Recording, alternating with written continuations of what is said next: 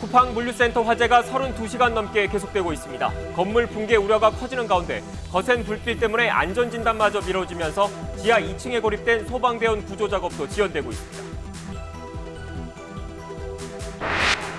검찰 조직 개편안을 놓고 대검과 갈등을 빚었던 법무부가 일부 내용을 수정해 입법 예고했습니다. 대검의 반발이 가장 거셌던 장관 승인 내용을 삭제하고 일반 형사부도 경제범죄에 한해서 직접 수사를 할 수 있도록 했습니다.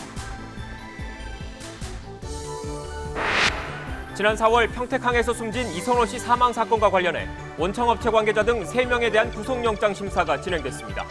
유가족들의 요구가 일부 수용되면서 내일 오전 이 씨의 장례식이 시민장으로 치러집니다.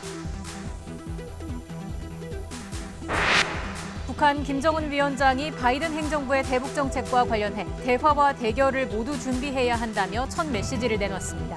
대화의 가능성을 배제하지 않은 가운데 다음 주 한미일 협의 결과를 지켜본 뒤 대응에 나설 가능성이 점쳐지고 있습니다. 민주당 의원 60여 명이 대선 후보 경선 연기를 요구한 가운데 오늘 오전 열린 비공개 최고위원회의에서도 결론이 나오지 못했습니다. 당 지도부는 주말 사이 대권 주자들의 의견을 수렴한 뒤 매듭을 짓겠다고 밝혔습니다. 윤석열 전 검찰총장 측이 오는 27일쯤 대권 도전을 선언한 뒤 민심 투어를 거쳐 국민의힘에 입당하겠다는 입장을 밝혔습니다. 잠재적 대권 주자로 거론되는 최재형 감사원장은 오늘 국회에 출석해 조만간 생각을 정리하겠다며 출마의 여지를 남겼습니다. 더 뉴스 60초 뒤에 계속됩니다.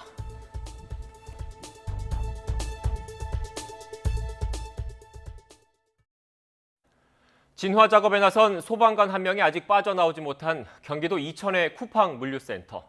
첫 화염은 어제 새벽 5시 반쯤 감지됐습니다. 지하 2층 창고에서 전기적 요인으로 불이 시작된 것으로 추정되고 있습니다.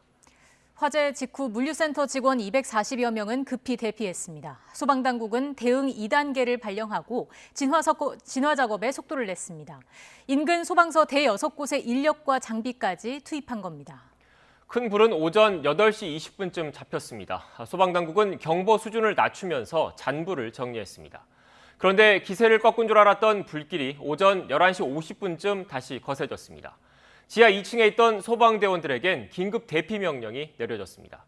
곧이어 대응 2단계까지 또 발령된 상황. 건물 안에 있던 대원 5명 가운데 4명은 몸을 피했지만 구조대장은 빠져나오지 못했습니다. 이후 그를 찾기 위한 노력이 이어졌지만 거센 화염 탓에 성과를 거두지는 못했습니다. 잠시 중단된 수색 작업은 건물 안전진단 이후에 재개될 예정입니다. 부디 실종 소방관의 안전을 진심으로 기원하겠습니다. 바로 이어서 현장 취재기자 연결하겠습니다. 김철희 기자.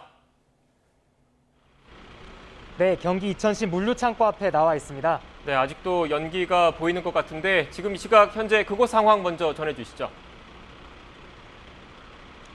네, 화재가 발생한 지 30시간이 지났지만 건물 밖으로 검은 연기가 계속 뿜어져 나오고 있습니다. 1km 떨어진 하늘에서도 하늘 뒤덮은 연기가 보일 정도인데요. 수십 대의 소방차가 번갈아 가면서 건물 외벽과 안에 물을 뿌리고 있지만 연기는 멈추지 않습니다. 불로 인해 건물 외벽이 조금씩 무너져 내리고 있는데 소방 당국은 붕괴 가능성도 언급했습니다. 불은 어제 새벽 5시 반쯤 시작됐는데 지하 2층 창고 밖으로 나오는 연기를 본 안전관리자가 처음 신고를 했습니다. 불길이 커지자 주변 소방서의 장비를 모두 동원하는 대응 2단계를 내려 2시간 40분여 만에 큰 불을 잡았습니다. 그런데 오전 11시 50분쯤 다시 불길이 거세진 겁니다. 이때 지하 2층 수색을 하고 있던 소방관들에게 대피 명령이 내려졌는데 안에 있던 5명 가운데 구조대장 1명이 빠져나오지 못했습니다. 대원들 4명을 먼저 내보내고 마지막에 탈출하려다 고립된 것으로 보입니다. 현재 구조대장에 대한 수색은 건물 붕괴 위험 등으로 잠시 중단된 상황입니다. 오전 안에 교수 등 외부 전문가와 소방대원을 중심으로 실시하려던 건물 안전 진단도 현재는 기약이 없습니다. 네, 어제만 하더라도 불이 꺼질 것 같았는데 왜 아직도 어려움을 겪는 걸까요? 우선 물류창고 자체가 매우 큽니다. 지상 4층, 지하 2층으로 축구장 15개를 합친 크기인데요. 소방당국은 공간도 크지만 그 안에 가득 찬 택배 물건과 포장지에 불이 붙을 가능성이 크고 센터 안이 복잡한 미로 구조로 되어 있어 진화에 어려움을 겪고 있다고 설명했습니다. 컨베이어 벨트나 선반 등이 층마다 얽혀 있다 보니 내부에 진입한 소방관들이 길을 찾기가 쉽지 않다는 겁니다. 경찰은 지하 2층 창고 CCTV를 통해 콘센트에서 불꽃이 일고 연기가 나는 장면을 확보했는데요. 목격자 진술과 합동 감식 결과 등을 종합해 정확한 화재 원인을 파악할 예정입니다. 또 물류센터 측이 스프링클러 수신기 오작동을 우려해 고의로 작동을 늦췄을 가능성에 대해서도 들여다보겠다고 밝혔습니다. 지금까지 경기 이천시 쿠팡 물류센터에서 YTN 김철입니다. 바로 이어서 소방 전문가 연결해 지금 상황 그리고 소방관 구조 작업 전망 등을 짚어보겠습니다. 네, 이영주 서울시립대 교수 연결돼 있습니다. 교수님 나와 계시죠? 안녕하세요. 네, 지금 가장 우려스러운 건 아무래도 건물 안에 갇혀서 미처 빠져나오지 못한 소방대원 한 분이 아닐까 싶습니다. 이분을 찾는 작업이 어제 저녁부터 중단이 된 상황이고요. 소방당국이 건물 안전 진단을 한 후에 인명수색을 진행할 예정이라고 밝혔는데 언제쯤이 되겠습니까? 아마도 지금 구조 안전성에 대한 부분들 지금 확인하고 있기 때문에 아마 오늘 중에는 대략 구조 안전성에 대한 부분은 어느 정도 판단을 가능할 것으로 보이는데요. 특이 사항이 없다면 오늘 중이나 혹은 내일 중에 수색이 가능한 상황이 되지 않을까 싶습니다. 네, 교수님 결국 이 건물 안전 진단을 한다는 거는 불이 계속 이어지고 있기 때문에 건물이 붕괴할 우려가 있어서 이겠죠? 네, 맞습니다.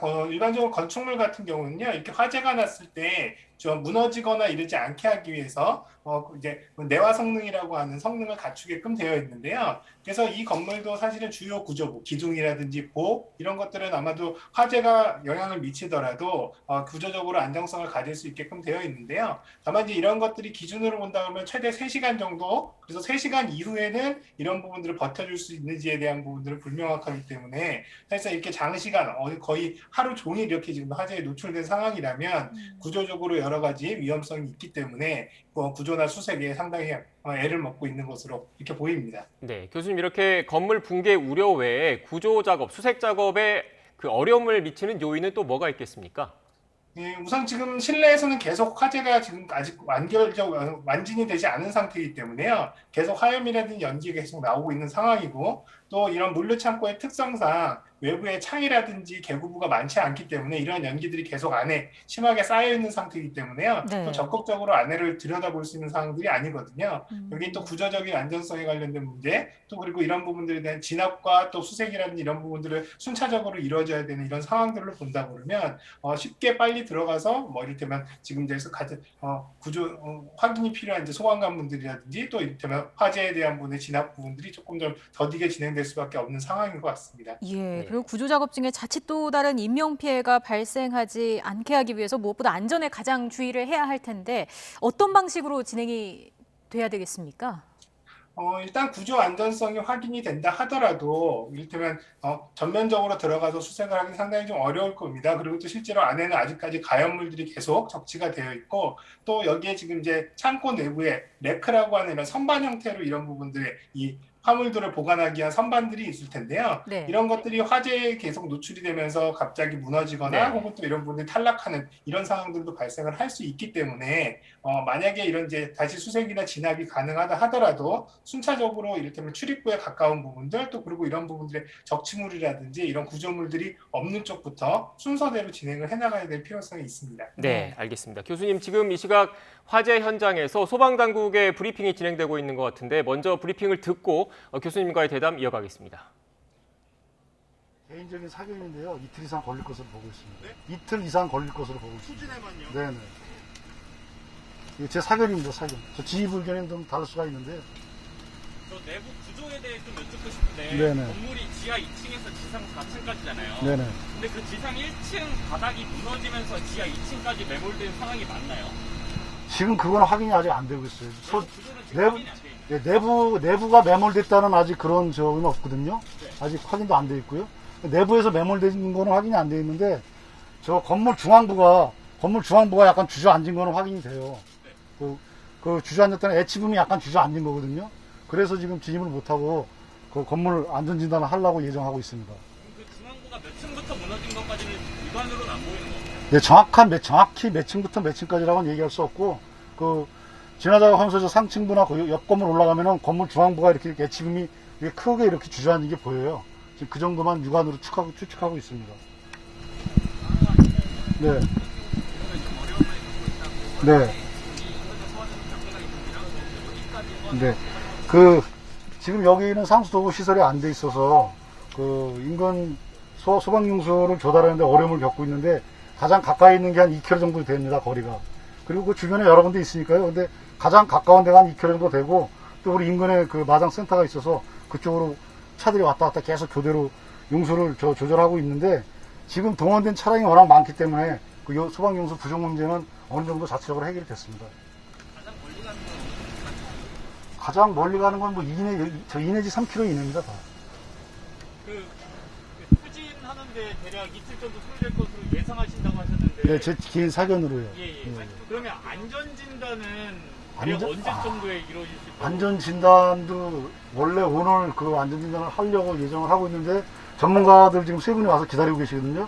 근데 전문가들 의견이 이 상태로는 안전진단이 어렵다. 예. 그러면은 실종된 구조대장님에 대한 수색도 어려워지는. 네, 수색도 미뤄지고 있습니다. 그러니까 안전진단이 이루어져야 네. 수색. 왜냐하면 2차 사고가 가장 또 발생하면 안 되기 때문에 그 기본 안전진단을 해야 되는데 안전진단을 하기 위한 여건이 아직 안 되니까 안타깝게 안전진단이 상당히 좀 늦어질 수도 있습니다. 수색 자체가 늦어질 수도 있습니다. 그러면 최소 토지는 잡고 나서 안전진단이 가능하겠네요. 네, 제가 보기엔 그렇게 예측하고 있습니다. 그럼 화재 전 마지막 안전점검이 언제 있었는지 알죠? 화재 전이요? 화재 전에 안전점검이요? 화재 안전점검. 화재 전에 점검은 그 소방법에 의한 자체 점검을 얘기하시는 건가요? 그거는 제가 별도로 민원팀에 확인해서 알려드릴게요.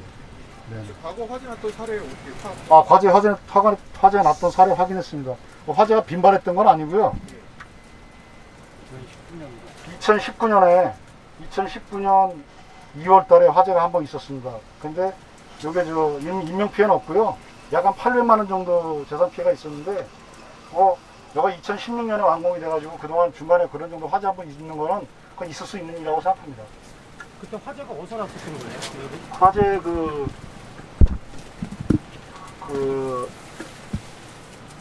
외부에서 중장비 작업하다가요.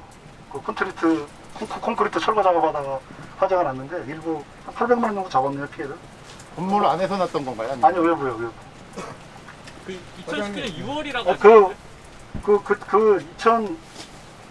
지난번에 화재 난 게 왜 지금 이슈가 됐는지 모르겠는데, 이거는 원하시면 제가 내용을 브리핑 끝나고 자세히 알려드릴게요. 과장님 다른 물류센터랑 비교해서 네. 그 폭탄 풀필먼트 그 시스템을 유지하기 위한 집기가 내부에 미로처럼 많이 있어서 다른 예를 들면 롯데물류센터랑 비교해도 굉장히 내부가 복잡하다는 증언들이 있는데요. 그거는 좀 유도하시는 것 같고요. 그렇지는 않습니다. 그거 확인할 수도 없고요. 그리고 어느 물류창고나 저희 유도한 게 아니고 네네. 그냥 질문하고 있는 지금. 네네네. 그래서 근데, 혹시 예. 이제 진화가 많이 늦어지는데 네네. 그 안에 어떤 복잡한 부분이 진화가 늦어지는 한 이유가 될 수 있는지 궁금해서 여쭤보는데. 네, 될 수 있습니다. 그리고 우리가 흔히 말씀하실 때 물류창고는 여기뿐만 아니라 기본적으로 물류창고가 가지고 있는 특성이 있어요. 그냥 내부에 이렇게 선반처럼 쭉 설치가 돼 있고 또 물건이 들어오면은 그 지게차로 들어와서 종류별로 구분하기 전까지는 그 통로에 적재할 수도 있거든요. 그러니까 우리가 예상치 못한 미로라고 그래갖고 우리가 미로책에 나오는 그런 미로를 연상하시지 말고 노면에 거의 시야가 확보되지 않은 상태에서. 네, 지금까지 소방당국의 브리핑 내용 전해드렸습니다. 주요 내용을 간략하게 좀 정리를 해드리면 세 내용이 좀 있습니다. 일단 지붕의 일부가 주저앉아서 내부 진입을 못하는 상황, 그리고 상수도 시설이 안 돼 있어서 그 소방용수 조달에 어려움을 겪고 있다라는 내용도 있고요. 오늘 그 안전진단 이후에 수색 작업을 재개한다라는 말씀을 계속 전해드렸는데 네. 오늘 안전진단이 어렵다는 게 전문가들의 의견이라는 소방당국의 설명이 있었습니다. 교수님, 제가 지금 말씀하신 내용 지금 다 들으셨죠? 네, 들었습니다. 네, 일단 먼저 오늘 조금 전에 나온 내용을 위주로 질문을 드리겠습니다. 조금 전에 오늘 안전진단은 어렵다는 게 전문가들의 의견이다라고 소방당국이 밝혔습니다. 그 이유가 뭐라고 보십니까? 일단 전문가들은 현장에 와 있는 건 맞는데요. 아마도 이제 전문가분들이 구조적인 안정성을 보려면 주요 구조부의 상태라든지 이런 부분들을 확인하셔야 되는데요. 이러려면은 건물 외부에서 육안으로 확인하는 것은 한계가 있거든요. 그래서 건물의 내부에 들어가서 또 기둥이라든지 주요 구조부들의 상태 이런 것들을 확인해야 되는데 지금 현재 건물 내부의 접근 자체가 상당히 어렵기 때문에 이런 구조안전 진단을 하기에 적합하지 않고 아직 여건이 안 된 것으로 이렇게 지금 판단을 하고 있는 것 같습니다. 만약에 지금 상황이라면 지금 이 물류센터 내부의 화재가 뭐 이를테면 연소가 다 이루어져서 자연적으로 소멸이 되든 아니면 또 점진적으로 아주 천천히라도 외부에서부터 이렇게 진압을 진행을 하든지 간에 해서 어쨌든 건물 내부의 화재가 상당 부분 잡혀야지만 지금 현재 구조안전진단도 가능할 것으로 이렇게 보입니다. 네, 지금 교수님 말씀을 좀 정리를 해보면 결국 건물 안전 진단을 하려면 외부뿐만 아니라 내부에 들어가서 봐야 되는데 아직 불을 완전히 끄지 못했기 때문에 내부 진입이 좀 어려운 측면이 있고 그 연장선상에서 지금 상수 시설이 안 돼 있어서 소방용수 조달도 어려움을 겪고 있다는 얘기지 않습니까?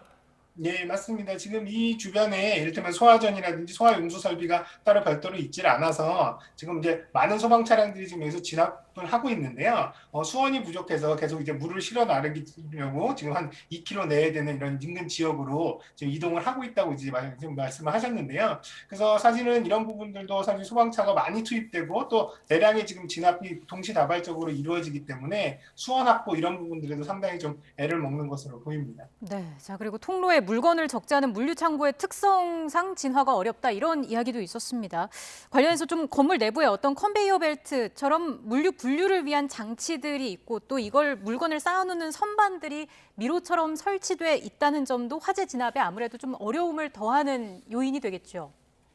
일단은 내부 상황들을 정확하게 확인하지 못했기 때문에 어느 정도의 복잡성을 가지고 있는지는 쉽게 말씀드리긴 어렵는데요. 예. 물류 창고 같은 경우는 이제 이를테면 말씀하신 대로 선반처럼 이렇게 렉을 만들어서 거기에 물건들을 이제 적치해 놓는 경우들이 있고 또 이제 빨리 분류가 돼서 조만간 빨리 이렇게 이제 배송이 되는 이런 것들은 중간중간에 이런 부분들을 또 이제 적치하는 이런 상황들이 발생을 하는데요. 근데 다만 이제 이러한 부분들이 미로 같은 구조라고 표현하기는 조금 어렵고요. 다만 이제 이런 부분들을 좀 이제 물건들이 곳곳에 쌓여 있는 상황들 그리고 또 이런 것들을 사람들이나 혹은 또 컨베이어 벨트를 이용해서 이동하거나 분류하는 작업들 이런 것들이 이루어지다 보니까 사실은 뭐 아주 깔끔하고 넓은 이런 아주 잘 정돈된 이런 공간들은 아니었을 것으로 보입니다. 다만 이제 이런 부분들이 미로처럼 아예 픽스된 공간으로 어렵게 되었다기보다는 이런 적치물들이 중간중간에 있고 또 계속 이제 공간에 이런 물건들을 옮겨 다니면서 하다 보니까 조금 더 이런 진압이나 이런 부분들에는 조금 이제 일반적인 상황보다는 조금 좀 복잡한 상황이었다라는 정도로 이해를 할 것 같습니다.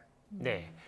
교수님 그리고 마지막으로 일단 뭐 그 구조 작업이 지난 이후에 그걸 먼저 하고 나서 이와 별개로 이 화재 원인에 대한 규명 작업도 함께 병행돼서 진행돼야 되지 않겠습니까? 지금 현재까지 추정되고 있는 바로는 정기적인 요인에 의한 화재로 추정이 되고 있고 그리고 어제 일단 초진을 잡고 난 이후에 다시 불길이 거세졌단 말이죠. 그 원인 현재 시점에서는 어떻게 추정을 하고 계십니까? 일단 CCTV 영상들로 확인된 바에 의하면 지금 선반에 설치됐던 콘센트 부분에서 연기가 나면서 화재로 이어진 것으로 그렇게 이제 추정을 하고 있는데요. 이러한 경우에 이제 콘센트의 결합 상태에 대한 문제가 있거나 혹은 또 이 콘센트에 연결해서 쓰는 전기 기기에 대한 어떤 이제 용량 초과라든지 이런 부분으로 인한 전기적인 요인 이런 부분들이 가장 이제 유력하게 지금 추정이 되고 있는 부분이고요. 어저께 오전에 일단 화재가 어느 정도 진압이 돼서 어느 정도 이제 내부에 진압을 진행하던 중에 다시 화재가 확산된 이유는 지금 알려진 바에 의하면 여기에 이제 선반이라든지 이런 데 있던 불이 붙은 이런 적치물들이 쏟아져 내리면서 한마디로 무너져 내리면서 다시 불꽃이라든지 화염들이 주변으로 확산되면서 불이 커진 것으로 그렇게 이제 확인이 되고 있는데요. 여기도 지금 현재도 이렇게 가연물들이 곳곳에 계속 있고 탈물질이 계속 있는 상태에서 또 이런 부분들이 이제 적극적으로 끄기 어려운 상황들, 그 동시다발적으로 여러 공간에서 지금 화재가 계속 내부적으로 확산이 되고 있는 이런 상황들이어서 화재가 진압되려면 상당 부분 시간이 필요할 것으로 이렇게 생각이 됩니다. 네, 알겠습니다. 일단 지금 이 순간 가장 중요한 거는 실종된 소방대원의 구조 작업일 겁니다. 네. 빨리 안전진단이 끝나고 구조 작업이 재개돼서 소방관이 안전하게 돌아올 수 있기를 기원하겠습니다. 지금까지 이영주 서울시립대 교수와 함께 관련된 내용 짚어봤습니다. 오늘 말씀 고맙습니다. 네, 감사합니다. 네, 다음 소식입니다. 코로나19 관련된 이야기 내용 전해드려야 될 것 같은데 조금 전 중앙방역대책본부 브리핑이 시작됐습니다. 현장으로 가보겠습니다. 총 388만 4,710명이 접종을 완료하였습니다. 먼저 예방접종에 적극적으로 참여해 주신 국민 여러분들께 감사드립니다. 또한 안전한 예방접종을 위해서 현장에서 애써주시고 계신 보건의료인, 관련 공무원, 자원봉사자분들의 수고와 헌신에도 진심으로 감사드립니다. 다음으로 지난 6월 15일에 열린 제3차 예방접종 피해보상 전문위원회 결과를 말씀드리겠습니다. 이번 제3차 보상위원회에서는 피해보상 신청 금액이 30만 원 미만인 소액 심의 대상 223건에 대해서 인과성 및 보상 가능 여부를 심의하여 총 183건에 대해서 보상을 결정하였습니다. 한편 예방접종과 이상반응과의 인과성이 없거나 예방접종보다는 다른 요인에 의한 발생 가능성이 더 높은 경우 등 나머지 40건은 보상이 인정되지 않았습니다. 이로써 지난 제1차에서 이번 제3차까지 총 422건에 대한 심의를 시행하여 이 중 353건이 보상 결정되었습니다. 한편 코로나19 예방접종 후에 인과성 근거가 불충분해서 보상에서 제외된 중증 환자에 대해서는 별도로 의료비 지원 사업을 신설하여 1인당 1,000만 원까지 진료비를 지원하고 있습니다. 현재까지 확정된 지원 대상 총 7명 중 지원을 신청한 3분에 대해서 의료비 지원 절차를 진행하고 있습니다. 다른 대상자들에 대해서도 지원 절차를 통해서 신속하게 진행하도록 할 계획입니다. 저희 방역당국은 예방접종 피해 보상과 관련해서 2021년에 코로나19 예방접종의 피해 보상 범위를 중증에서 경증까지로 확대하고 소액 심의 절차를 마련하였으며 제출 서류도 간소화하는 등 국가의 책임을 더욱 강화해서 운영하고 있습니다.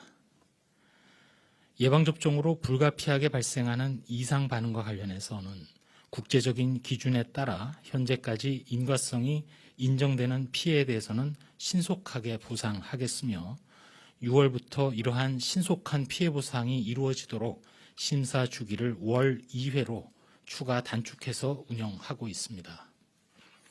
한편으로 국제적인 동향 그리고 우리나라 이상 반응 감시 조사 결과 등을 통해서 추가적으로 인과성이 인정되는 이상 반응에 대해서도 보상 범위를 계속 확대해 나가겠습니다. 아울러 인과성 근거가 불충분한 중증 환자에 대한 의료비 지원, 긴급복지 지원 및 재난적 의료비 지원 등 기타 복지사업 연계 등을 통해서도 더욱 촘촘하게 지원하도록 하겠습니다.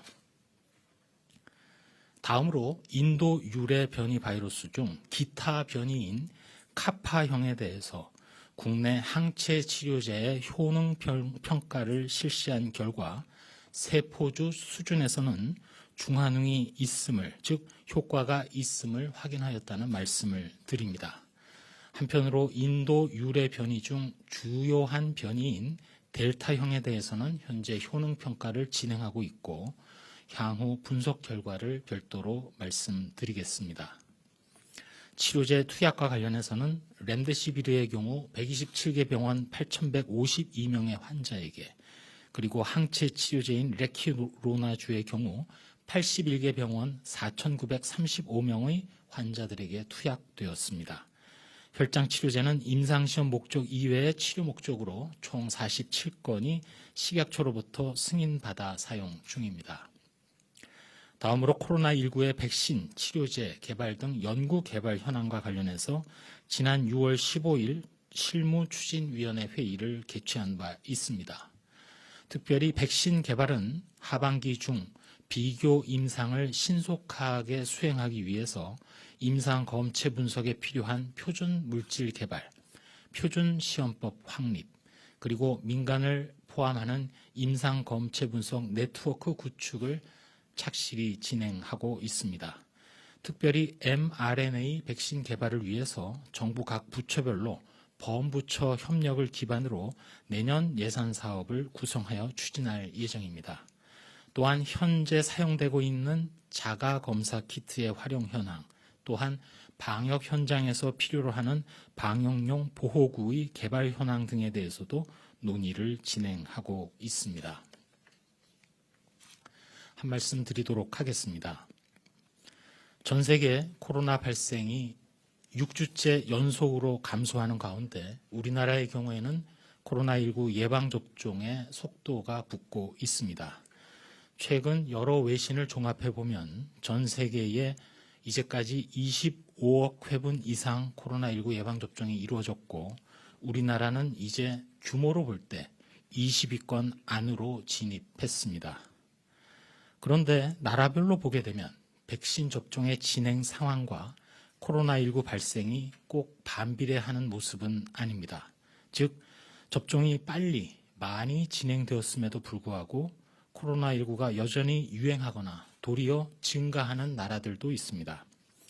지역적으로 특별히 중동, 중남미, 그리고 동남아 일부 국가들에서 그러한 사례를 관찰할 수 있습니다. 이러한 현상을 설명할 수 있는 가능성은 4가지 정도 추정 가능합니다. 첫 번째로는 발생 규모와 이에 따른 실질 기초 재생산 지수가 워낙 높기 때문에 백신 접종률이 상대적으로 매우 커야 하는 경우에 있는 나라들입니다. 두 번째 경우로는 거리 두기를 접종 속도에 비해서 이르게 일찍 이완한 경우가 해당될 수 있습니다. 세 번째로는 변이의 확산으로 전파력이 올라가고 백신을 피하는 백신 회피 능력도 올라간 경우도 가능합니다. 네 번째로는 접종 사업 자체에 어떤 문제가 있을 경우입니다. 그러나 우리나라는 백신 효과가 적기에 그리고 상대적으로 크게 또 빠르게 나타날 것으로 추정하고 있습니다. 왜냐하면 우리나라의 기초 재생산 지수는 실제 상황과 유사하고 더군다나 다른 나라에 비해서 상대적으로 매우 낮으며 국민들께서 마스크 착용과 철저한 거리 두기를 지속하면서 거리 두기조차도 합리적, 단계적으로 이행을 하고 있기 때문입니다. 또한 지방자치단체, 일선 보건 요원들을 중심으로 해서 꼼꼼하게 변이에 대해서도 대응 노력을 하고 있습니다. 그러나 무엇보다도 방심을 경계하는 여론, 또 언론이 항상 경각심을 유지하도록 깨우쳐주기 때문이라고도 생각을 합니다. 거리 두기에 또 마스크 착용에 신속한 검사에 백신 접종에 이르기까지 당국의 호소에 응해 주시고 협력해 주시는 이제까지의 그 노력이 앞으로도 지속될 수 있도록 부탁드립니다. 네, 그럼 지금부터 기자님들 질문에 답변 드리는 시간 갖겠습니다. 네, 지금까지 백신 접종 현황 등에 대한 중앙방역대책본부 브리핑 전해드렸습니다. 이렇게 백신 접종이 속도를 내고 있는 가운데 모더나 백신 첫 물량 5만 4,700회분이 어제 45개 대형 병원에 입고됐습니다. 방역당국은 4월에 아스트라제네카 백신을 맞은 76만 명에게 화이자 백신 교차 접종을 허용했습니다. 모더나 백신을 접종하기로 돼 있는 한 병원의 취재기자 나가 있습니다. 이준엽 기자. 네, 서울 성모병원에 나와 있습니다. 네, 그곳 병원에 모더나 백신이 보관돼 있다고요? 네, 제가 나와 있는 이곳은 병원의 예방접종센터 앞입니다. 이곳에는 냉장고에 200명분 모더나 백신이 보관돼 있는데요. 다음 주부터 모더나 백신 접종을 시작한다고 합니다. 아스트라제네카 백신을 접종하면서 연습이 잘 된 덕에 모더나 백신도 특별한 준비 없이 접종할 수 있다고 합니다. 그제 첫 물량이 도착했는데 앞으로 접종 일정에 따라서 추가로 입고될 예정입니다. 모더나 백신은 그제 식약처에서 백신 품질 검사를 마친 뒤 전국 상급 종합병원 45곳에 입고됐습니다. 이번에 전국 각지에 처음 공급된 모더나 백신 물량은 모두 5만 4,700회분입니다. 첫 접종 대상은 30살 미만 보건 의료인과 실습 병원 종사자들인데요. 접종은 공식적으로 어제부터 시작했지만 병원 일정에 따라 시작하는 날은 각각 다릅니다. 수도권 15개 병원은 다음 주부터 접종할 계획이라고 밝혔습니다. 백신 종류가 다양해지고 공급될 물량도 많아지는 가운데 정부는 3분기 코로나19 백신 접종 계획을 발표했습니다. 9월까지 전 국민 70%인 3,600만 명 접종이 목표고요. 18살에서 49살 일반인은 8월부터 예약 순서대로 받고 수능 수험생, 교직원, 50대는 7월부터 우선 접종하게 됩니다. 네, 다음 달에는 1차와 2차의 다른 백신을 맞게 되는 분도 계시죠? 네, 그렇습니다. 방역 당국이 교차 접종을 허용했기 때문인데요. 교차 접종이라는 건 1차와 2차의 다른 백신을 접종하는 걸 의미합니다. 원래 6월 말까지 아스트라제네카 백신 83만 5천 회분이 도입될 예정이었는데요. 이 물량이 7월 이후 들어오기로 됐고 방역 당국이 향후 접종 일정을 고려해서 교차 접종을 허용했습니다. 일단 7월 한 달 동안만 한시적으로 시행됩니다. 4월에 아스트라제네카 백신에 맞아 7월에 다시 맞아야 하는 76만 명이 화이자 백신을 접종하게 됐습니다. 전문가들은 1차와 2차 접종 사이에 11주에서 12주 간격을 유지하는 게 같은 종류 백신을 접종하는 것보다 더 중요하다고 판단했습니다. 방역당국은 교차 접종을 하려면 검증이 더 필요하다는 입장이었는데요. 일부 선진국에서 교차 접종을 한 사례들과 관련 연구 진행 상황을 검토한 결과 교차 접종의 면역 효과가 높고 변이 바이러스를 막는 데도 효과가 있는 것으로 밝혀졌다고 방역당국은 허용 이유를 밝혔습니다. 지금까지 서울 성모병원에서 YTN 이준엽입니다. 해외로 신혼여행 가려고 했다가 코로나19 유행으로 취소한 신혼부부들이 많은데요. 이 과정에서 계약금을 돌려받지 못하거나 떼이는 경우가 비일비재했습니다. 그런데 이번에 코로나19로 신혼여행이 취소된 신혼부부에게 여행사가 계약금을 돌려줘야 한다는 법원 판결이 처음으로 나왔습니다. 김혜린 기자가 보도합니다. 지난해 초 결혼을 앞둔 정모 씨는 한 여행업체를 통해 계약금 40만 원을 내고 5박 7일 하와이 신혼여행을 예약했습니다.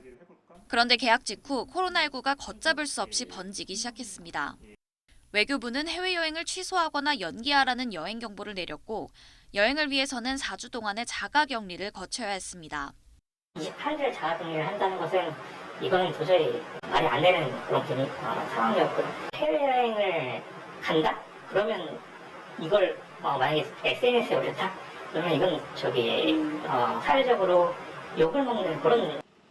결국 정 씨 부부는 여행을 넉 달 앞두고 업체에 계약 취소를 요청했습니다. 하지만 업체는 계약금 40만 원을 돌려주지 않았습니다. 계약금이 호텔 예약금으로 쓰인 데다가 계약서에 계약금은 환불할 수 없다는 내용을 명시했다는 겁니다. 처음에 저희가 그 계약을 할 때 이거를 취소를 하면 계약금이 환불이 안 된다는 내용을 전화 신문에 듣지를 못했어요. 그리고 계약을 마지막으로 취소를 했을 때도 정 씨는 업체를 상대로 계약금 반환 소송을 제기했고 지난달 말 법원은 정 씨 손을 들어줬습니다. 인천지방법원은 정 씨가 소송을 낸 여행업체에 신혼여행 계약금 40만 원과 지연 손해금을 돌려주라고 판결했습니다. 해외여행 표준약관은 계약 조건 변경 사유로 천재지변 등을 들고 있는데 코로나19는 천재지변 등에 해당하는 사회재난이라는 겁니다. 또 격리기간과 여행기간을 고려하면 신혼여행이 불가능하다고 설명했습니다. 이에 대해 업체 측은 엎친 데 덮친 격이라는 반응입니다. 코로나19로 매출이 전혀 없는 수준인데 또 다른 비용 부담을 떠안게 됐다며 이번 판결로 힘들어지는 건 중소여행사들이라는 겁니다. 이런 가운데 이번 판결을 전해들은 다른 신혼부부 3쌍은 해당 여행업체를 상대로 계약금 반환 소송을 준비하고 있습니다. 코로나19로 인한 신혼여행 취소와 계약금 환불 분쟁이 급증한 상황에서 이번 판결이 미칠 영향에 관심이 쏠리고 있습니다. YTN 김혜린입니다. 코로나19 사태가 조금씩 진정되고 있는 프랑스와 이탈리아, 독일 등 유럽 곳곳에서 방역 지침을 완화해 일상으로 돌아가려는 조치가 이어지고 있습니다. 하지만 변이 바이러스가 확산하고 있는 영국은 하루 확진자가 다시 10,000명을 넘어서는 등 3차 유행 국면이 시작됐다는 경고가 나오고 있습니다. 보도에 박경석 기자입니다. 코로나19 사태로 굳게 닫혔던 파리 디즈니랜드의 문이 다시 열렸습니다. 지난해 10월 말 폐쇄 이후 7개월여 만입니다. I am thrilled to declare Disneyland Paris officially open. 6살 이상 입장객은 모두 마스크를 써야 하지만 놀이공원을 즐기는데 아무 문제가 없습니다. Disney, on adore ça. On vient toute l'année et puis là, on pouvait pas manquer la réouverture après une année difficile due au Covid. 현지 시각 17일부터는 경기장이나 놀이공원 등 혼잡한 곳이 아니라면 실외에서 마스크를 벗을 수 있게 됐습니다. 하루 신규 확진자 수가 지난해 8월 이후 가장 적은 3,000명대로 떨어지면서 20일부터는 밤 11시 이후 통행금지 조치도 해제됩니다. 1일 신규 확진자가 1,000명대로 감소한 이탈리아도 올 여름부터 실외 마스크 착용 의무를 해제할 방침이라고 밝혔습니다. 독일 역시 코로나19 감염을 막기 위한 재택근무 의무화 명령을 이번 달까지만 적용하기로 하는 등 일상 회복을 위해 바삐 움직이고 있습니다. 하지만 높은 백신 접종률을 바탕으로 봉쇄 해제에 적극적으로 나섰던 영국은 인도 변이 바이러스에 발목을 잡혔습니다. 한때 1,000명 선을 기록했던 1일 신규 환자 수는 넉 달 만에 다시 11,000명을 넘어섰습니다. 이에 따라 영국은 이미 3차 유행 상황에 들어섰고 기온이 내려가는 가을이 되면 환자 수가 더욱 늘어날 것이란 비관적 경고마저 나오고 있습니다. YTN 박경석입니다.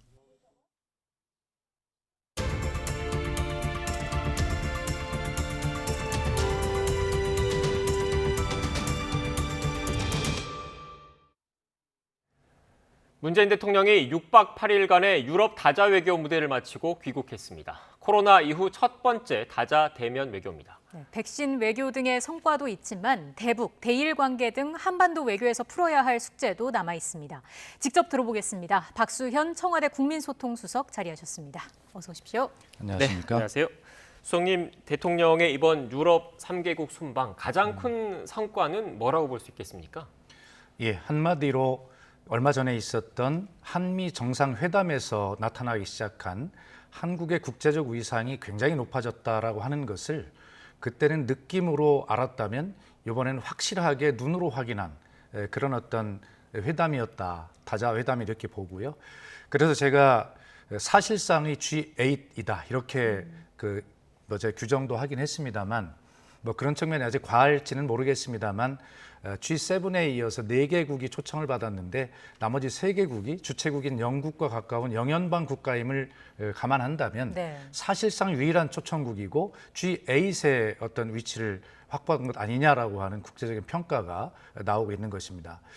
또 하나는 저희가 대체로 선진국들이 만든 국제 질서에 그냥 따라서 살아야 하는 그런 국제 질서의 소비국이었다면 지난 한미 정상회담부터는 무엇인가 국제 글로벌 질서를 만드는데 어깨를 나란히 하며 참여하는 참여국, 다시 말해서 국제 질서의 소비국에서 국제 질서의 생산국으로 위치가 바뀐 것 아니냐, 저는 이런 생각을 하고 있고요.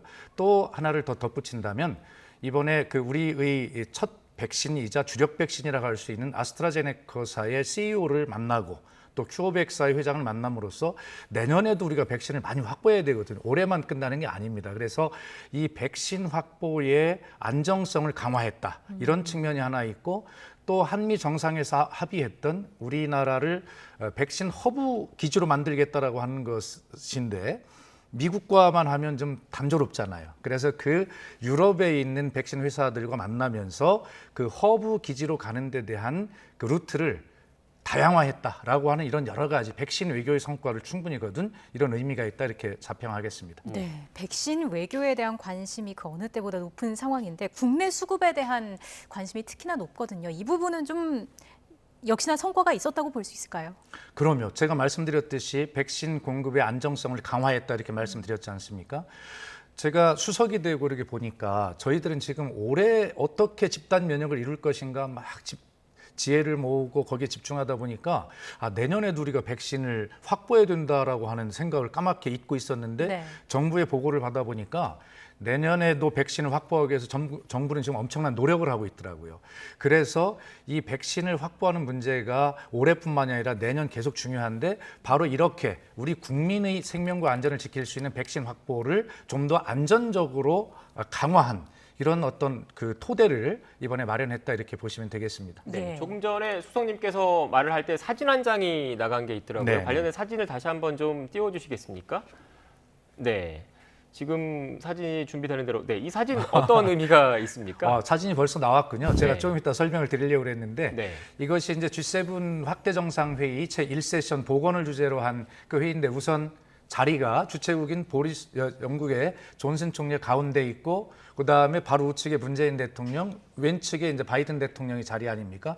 우선 자리 배치가 굉장히 한국 측에 의미를 부여한 자리였다. 그 이유는 뭐냐면 다루는 주제가 보건 세션이었는데 바로 방역과 백신 이런 데서 모두 성공한 모범 국가라는 의미로 의전을 저렇게 받았다 생각하는데요. 바로 저 손가락을 가리키면서 장난스럽게 말씀하시는 건 뭐냐면 네. 바이든 대통령이 먼저 이렇게 얘기를 합니다. 한미 정상회담도 최상이었는데 이 G7에 문재인 대통령이 오셨으니 G7도 잘 될 것입니다라고 저렇게 이야기를 하니까 바로 가운데 있던 존슨 총리께서 맞습니다. 한국은 방역에서 세계 제일 모범 국가입니다. 제 1등이죠. 이렇게 이야기를 하는 것입니다. 그러자 그 옆에 서 있는 구테레스 유엔 사무총장인데 한국 정말 대단해요. 이렇게 이야기를 했고요. 그리고 지금 뒷모습으로 보이는 마크롱 프랑스 대통령이 우리 모두 여러분들 다 그렇게 생각하고 계시는군요. 이 대화록이 공개가 된 겁니다. 그래서 지금 저것이 우리 언론에 제가 나와서 이제 말씀을 드려서 한 130만의 조회수를 기록하는 동영상도 있지만 어제는 일본의 네티즌이 트위터에 올려가지고 일본에서 보도가 되고 지금 굉장히 막 핫하게 돌아다니고 있는데 그 일본 기사를 봐서 오늘 우리 언론도 굉장히 보도를 하고 있고 한마디로 저 한 장의 사진은 우리가 방역, 국민의 헌신과 희생 협조 그리고 의료진의 헌신으로 방역과 이런 데 성공하면서 세계 각국으로부터 저렇게 칭찬과 찬사를 받는 것인데 제가 이렇게 이야기하면 또 이제 뭐 자화자찬하는 거 아니냐 이렇게 말씀하실 수 있지만 저것은 외국 정상들이 입으로 확인한 우리의 자부심이다. 이렇게 생각해 주셨으면 감사하고 이 모든 것이 국민 여러분의 정말 덕분이라는 말씀을 드립니다. 네, 이런 G7 정상회담의 뒷이야기가 전해지고 있었고요. 대북 관련 이야기도 좀 해보겠습니다. 순방 중에 그 백신 북한 제공 관련 발언이 있었는데 이걸 두고 국내 공급이 부족한 상황에서 북한 지원이 맞느냐 하는 지적도 있습니다. 어떻게 보십니까? 그 뭐 당연한 말씀이세요. 대통령의 말씀은 그 앞에 전제 조건이 다 있습니다. 네. 북한이 동의한다면이란 붙어 있는 것이고요. 또 G7에서 다룬 이 모든 것이 뭐냐면 새로운 국제 질서를 만드는 것인데 특히 백신 같은 것을 보면 세계 어떤 나라도 이 백신 공급의 형평성에서 뒤처져서는 안 된다라고 하는 정신이 있는 것 아닙니까?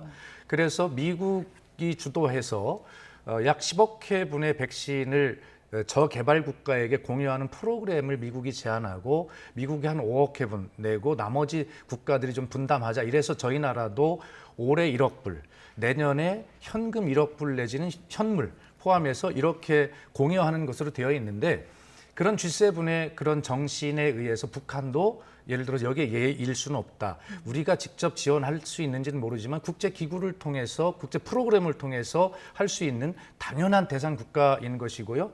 그러나 분명한 것은 우리가 지원하는 부분에 대해서는 우리 국민에 대한 접종이 정말 완성되고 나면 이라고 하는 것과 북한이 동의한다면 이라고 하는 전제 조건 하에서 대통령은 말씀하신 것이고 그것이 G7에서 합의한 그러한 어떤 보편타당한 인류에 대한 그런 합의다. 그런 연장선상에서 하신 말씀이다. 이렇게 말씀드리겠습니다. 네, 일단 북한에 대한 백신 공급, 백신 지원의 전제 조건, 두 가지 전제 조건을 수석님께서 조금 전에 말씀을 해주셨는데 그렇게 되려면 또 어떻게 보면 그 한반도 정세가 대화의 길로 나가야 되고 또 남북 관계도 대화를 모색할 수 있는 그런 물꼬가 트여야 되지 않겠습니까? 그렇습니다. 그래서 일각에서 나오고 있는 거는 또 교황의 방북 추진, 교황의 방북이 성사될 것인가 이것에 대한 그 전망도 좀 나오고 있더라고요. 어떻게 보십니까?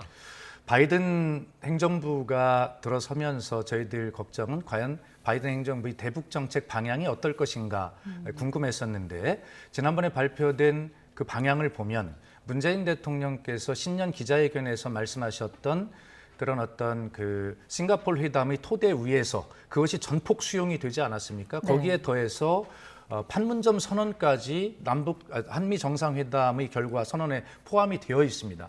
굉장히 북한을 향해서 좋은 메시지를 발신한 것이죠. 북한의 최고 지도자인 김정은 위원장이 직접 참여해서 서명했던 싱가포르 회담이 완전히 인정이 된 것이기 때문에 좋은 메시지가 발신이 되었고 북한도 좋은 메시지를 또 국제사회 미국을 통해서 발신할 것이라고 지금 예상이 되고 있는 것이고요. 그런 와중에 우리는 여러 수준의 그런 어떤 노력들을 통해서 그런 분위기를 좋게 하는 이러한 분위기를 만들 필요가 있다고 보고 그것이 이미 문재인 대통령께서 교황을 방문하셨을 때 김정은 위원장의 교황 방북 초청 이것을 전달했는데 그것을 이제 코로나 때문에 사실은 많이 어려워졌지 않습니까? 근데 이제 백신으로 세계가 이제 자꾸 극복해 가는 와중에 그렇게 교황님께서도 흔쾌하게 말씀하셨던 방북을 통해서 이런 북미 대화 남북 관계의 개선 이런 것에 어떤 기여할 수 있는 좋은 영향을 미치는 계기를 만들 수 있을 것 같고 그렇게 되기를 소망하고요. 네. 특히 대전교구의 교구장이신 유흥식 대주교가 교황청의 성직자성 장관으로 최초로 임명이 됐지 않습니까? 유흥식 대주교님은 특히 방북을 통해서 여러 가지 지원 사업을 한 4차례나 하신 분이기 때문에 그렇게 교황님의 방북을 성사시키기 위한 최적의 여건들이 지금 만들어져 가고 있고 이 여건들이 성숙이 되어서 그런 결과로 도출이 되기를 소망하고 저희들은 바라고 있습니다. 네. 여건들이 성숙되길 소망한다고 말씀해 주셨는데 구체적으로 성숙되는 시점은 언제가 될까요? 글쎄요. 그것이 뭐 제 수석 입장에서 보면 문재인 대통령님의 임기 안에 이런 것들이 한반도 평화 프로세스가 어느 정도 성과를 거두기를 바란다면 결과적으로 이 백신 문제가 또 코로나 극복 문제가 어느 정도 좀 보편하게 이렇게 되는 올 여름쯤 뭐 이렇게 된다면 뭐 교황님의 방북 문제나 이런 문제들도 쉽게 되지 않겠습니까? 저는 그래서 될 수 있으면 이 문제는 코로나의 상황과도 연관이 좀 돼 있는 것이고 또 북한의 반응과도 연관이 돼 있는 것이기 때문에 매우 종합적인 측면에서 좀 잘 봐야 되고 그 시기도 판단해 봐야 될 거라고 생각합니다. 네, 지금 수석님께서 말씀하신 걸 들어보면 이런 한반도 정세를 안정적으로 관리하고 대화를 모색하기 위해서 그 어떻게 보면 방법 가운데 하나로 교황님의 방북을 추진을 하고 있고 그게 좀 성사됐으면 좋겠다는 말씀이시지 않습니까? 그런데 저희는 그렇게 되길 바랍니다. 그런데 관건은 결국 그 방북이기 때문에 네. 북한의 입장이고 북한의 반응일 겁니다. 그런데 그렇습니다. 오늘 김정은 위원장이 처음으로 그 바이든 행정부 출범 이후 공식적인 대외 메시지를 발신을 했습니다. 내용을 좀 보면 대화와 대결 모두 준비를 하고 있다라는 내용인데 대화의 방점이 더 찍혔다고 보십니까? 지금 현재 북한에서 추진하고 있는 진행 중인 그 회의가 다 끝난 측면이 아니고 종합적인 입장이 나오는 것이 아니기 때문에 제가 어떤 말씀을 드리기는 적절치 않습니다. 그러나 앵커께서 질문하신 부분에 대해서 개인적으로 답변한다면 저는 대화의 방점이 찍혀 있다라고 생각을 하고요. 다만 대결을 거기에 넣은 것은 어떤 대화의 테이블에 나왔을 때 북한이 조금 더 대화에 유리한 입장을 잡기 위한 그런 어떤 이렇게 의례적으로 던져놓는 조건 말일 수도 있다는 생각을 하는데 어쨌거나 개인적 의견입니다. 그러나 지금 발표된 북한의 마지막 부분에 보면 이 한반도의 정세를 안정적으로 관리한다라고 하는 것으로 결론이 되어 있거든요. 그렇기 때문에 저는 아직 끝난 것이 아니고 지금 말씀드리긴 적절치 않지만 그러나 개인적으로는 굉장히 미국에서 발신한 좋은 메시지에 이어서 북한도 좋은 메시지로 화답하는 것이 아닌가라고 하는 그런 개인적 생각을 가지고 있습니다. 네, 북미 대화가 꼭 가시화될 수 있을지 궁금해지는데 이런 가운데 성김비 국무부 대북 특별대표가 오는 19일에 방한을 합니다. 이때 좀 북측과 어떤 접촉을 하는 일이 있을까요? 글쎄 그것은 뭐 제가 답변하기는 어려운 문제이고요. 다만 전체적으로는 뭐 그렇게 좋은 분위기들이 잘 조성이 되어 가기를 바라고 성김 특별대표의 방한 활동도 그러한 어떤 좋은 여건을 조성하는 이러한이기를 바랍니다. 네, 알겠습니다. 주제를 좀 바꿔봐야 할 것 같습니다. 대일 관계를 좀 여쭤봐야 될 것 같은데 일단 G7 정상회의에서 일본과의 그런 그 약식회담 형식이더라도 그 정상회담은 좀 성사가 안 됐거든요. 어떻게 보십니까? 그러니까 그 부분이 대통령께서도 말씀하셨지만 노력했지만 아쉽다, 안타깝다는 마음을 표현했고 그것은 일본도 마찬가지일 거라고 생각합니다.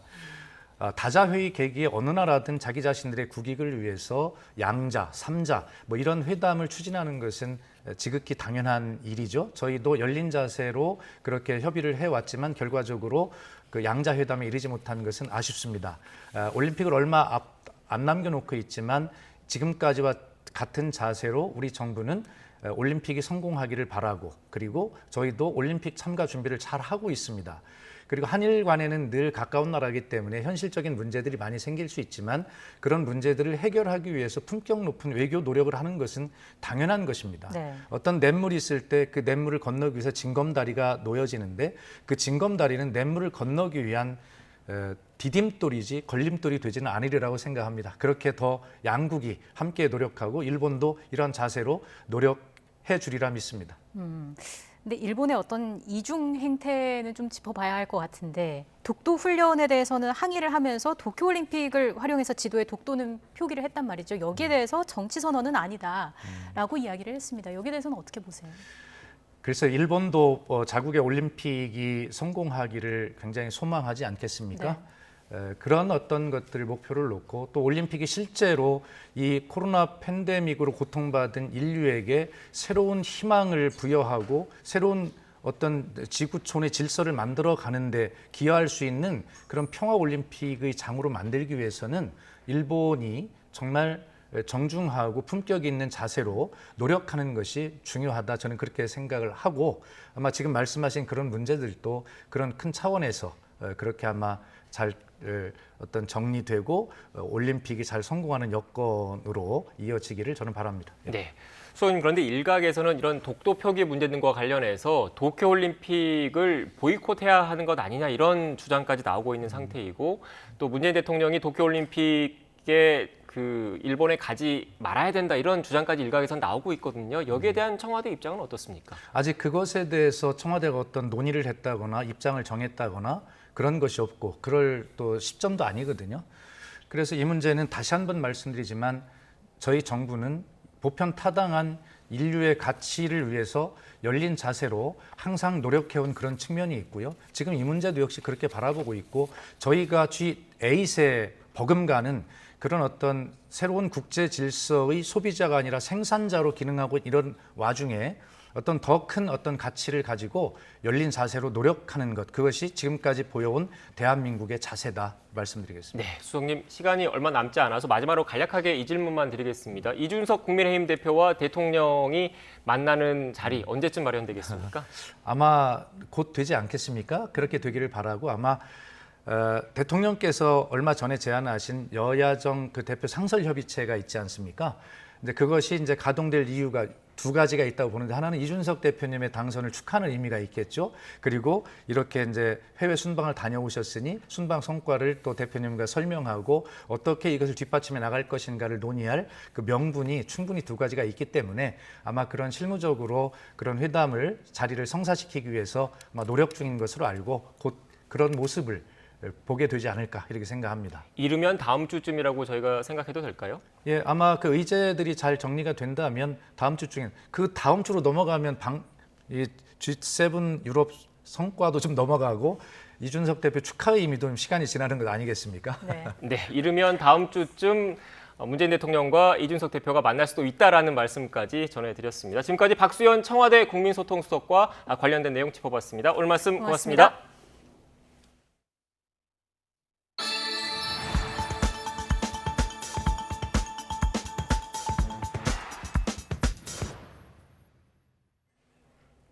비가 그친 뒤 흐린 날씨가 이어지고 있습니다. 오늘은 더위가 주춤했지만 주말인 내일부터는 맑은 날씨 속 초여름 더위가 찾아올 전망입니다. 기상캐스터 연결해서 날씨 알아보겠습니다. 홍나실 캐스터. 네, 상암동 야외 스튜디오에 나와 있습니다. 네, 오늘은 날이 다소 서늘하다고요? 네, 비가 그친 뒤에도 흐린 하늘이 이어지면서 기온이 오르지 못했습니다. 낮 동안 서울 기온이 20도 선에 머물고 있는데요. 어제보다는 5도가량, 예년보다는 무려 8도나 낮아서 다소 서늘합니다. 하지만 주말인 내일부터는 다시 30도 안팎의 초여름 더위가 찾아옵니다. 기온 변화가 심한 만큼 항상 건강관리 잘해주시기 바랍니다. 내일 전국적으로 맑은 하늘 되찾겠습니다. 대기질도 청정하겠는데요. 다만 낮 동안 자외선이 무척 강하겠습니다. 내일 전국의 자외선 지수 매우 높은 수준이 예상됩니다. 외출하실 때 자외선 차단제를 수시로 덧발라주시고 모자나 양산 등도 챙기시기 바랍니다. 강한 볕이 기온도 크게 끌어올리겠습니다. 내일 서울 낮 기온 27도, 광주 29도, 대구 30도 등 오늘보다 3에서 4도가량 높아 덥겠습니다. 휴일에도 뚜렷한 비 소식 없이 맑은 하늘 이어지겠고요. 휴일 서울 낮 기온 29도 등 30도 안팎의 더위가 기승을 부리겠습니다. 요즘 비가 참 잦은데 장마 소식은 다소 더딥니다. 올해 장마는 예년보다 일주일 정도 늦은 6월 말쯤 시작될 가능성이 큰데요. 특히 국지적으로 강한 비가 예상됩니다. 대비를 미리 해주시기 바랍니다. 지금까지 상암동 야외 스튜디오에서 YTN 홍나실입니다.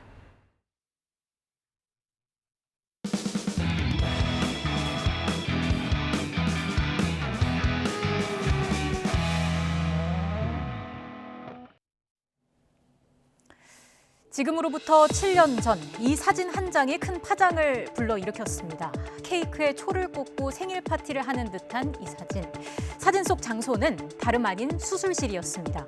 바로 뒤에 수술대에는 환자가 누워 있었죠. 당연히 이 사건을 계기로 수술실에 CCTV를 설치해야 한다는 목소리가 커졌습니다. 그리고 그해 연말에 발생한 이른바 유령 수술 사건을 계기로 논의가 본격화됐습니다. 수술 후 의식불명에 빠진 여고생이 1년 만에 숨졌는데 알고 보니 집도의가 아닌 다른 의료진이 들어와서 수술한 것으로 뒤늦게 확인됐습니다. 논란이 커지면서 국회의 입법 시도로 이어졌습니다. 의료사고 발생 위험이 높은 수술은 환자가 원할 경우 수술 장면을 CCTV로 촬영하게 하고 거부하면 처벌한다는 내용이었는데요. 하지만 의료계가 강력하게 반발했고 결국 기한 만료로 폐기됐습니다. 20대 국회 때도 마찬가지였습니다. 의료사고가 발생할 때마다 수술실 CCTV 설치에 대한 요구가 나왔고 관련 법안이 이렇게 발의가 됐습니다. 하지만 의료계의 집단 반발로 법안은 심의 한 번 제대로 하지 못한 채 폐기됐습니다. 특히 처음 발의자 명단에 이름을 올렸던 의원들 가운데 절반이 뒤늦게 철회하는 이례적인 사태까지 벌어졌습니다. 의료계는 지금 보시는 이런 이유들을 들어서 수술실 CCTV 설치에 반대를 하고 있습니다. 한마디로 CCTV를 법으로 강제하는 나라가 없고 결국 이익보다 부작용이 더 클 것이라고 주장하고 있습니다. 환자들의 권리를 지키기 위해서 설치가 돼도 영상이 노출이 됐을 때 사회적으로 큰 무리를 일으킬 수 있는 인권 지키려다가 인권이 침해되는 일이 생길 거다. 하지만 최근 민주당이 다시 수술실 CCTV 법안 처리에 대한 의지를 밝히면서 상황이 조금 달라졌습니다. 여기에 국민의힘 이준석 대표가 부정적인 입장을 보이면서 논란이 커지고 있는데요. 이런 가운데 어제 대한의사협회가 당사자들이 참여하는 논의 기구를 제안했습니다. 과거의 강경한 입장에서 한 발 물러선 듯한 의협의 제안에 일단 이목이 집중되고 있습니다. 하지만 논의가 시작되더라도 큰 틀에서의 찬반 논의부터 촬영 범위나 영상 저장 기간 등 세부적인 내용이 쟁점이 많아서 결과를 예단하기는 어렵습니다. 하지만 일단 의협이 적극적으로 나선 만큼 과거와는 다른 결론이 내려질지 주목될 수밖에 없습니다. 해묵은 수술실 CCTV 논란, 과연 이번에는 매듭 지어질 수 있을까요? 민주당이 종부세 등 부동산 세제를 결론짓기 위해서 의원총회를 진행 중입니다. 그런데 경론이 예상되고 있습니다.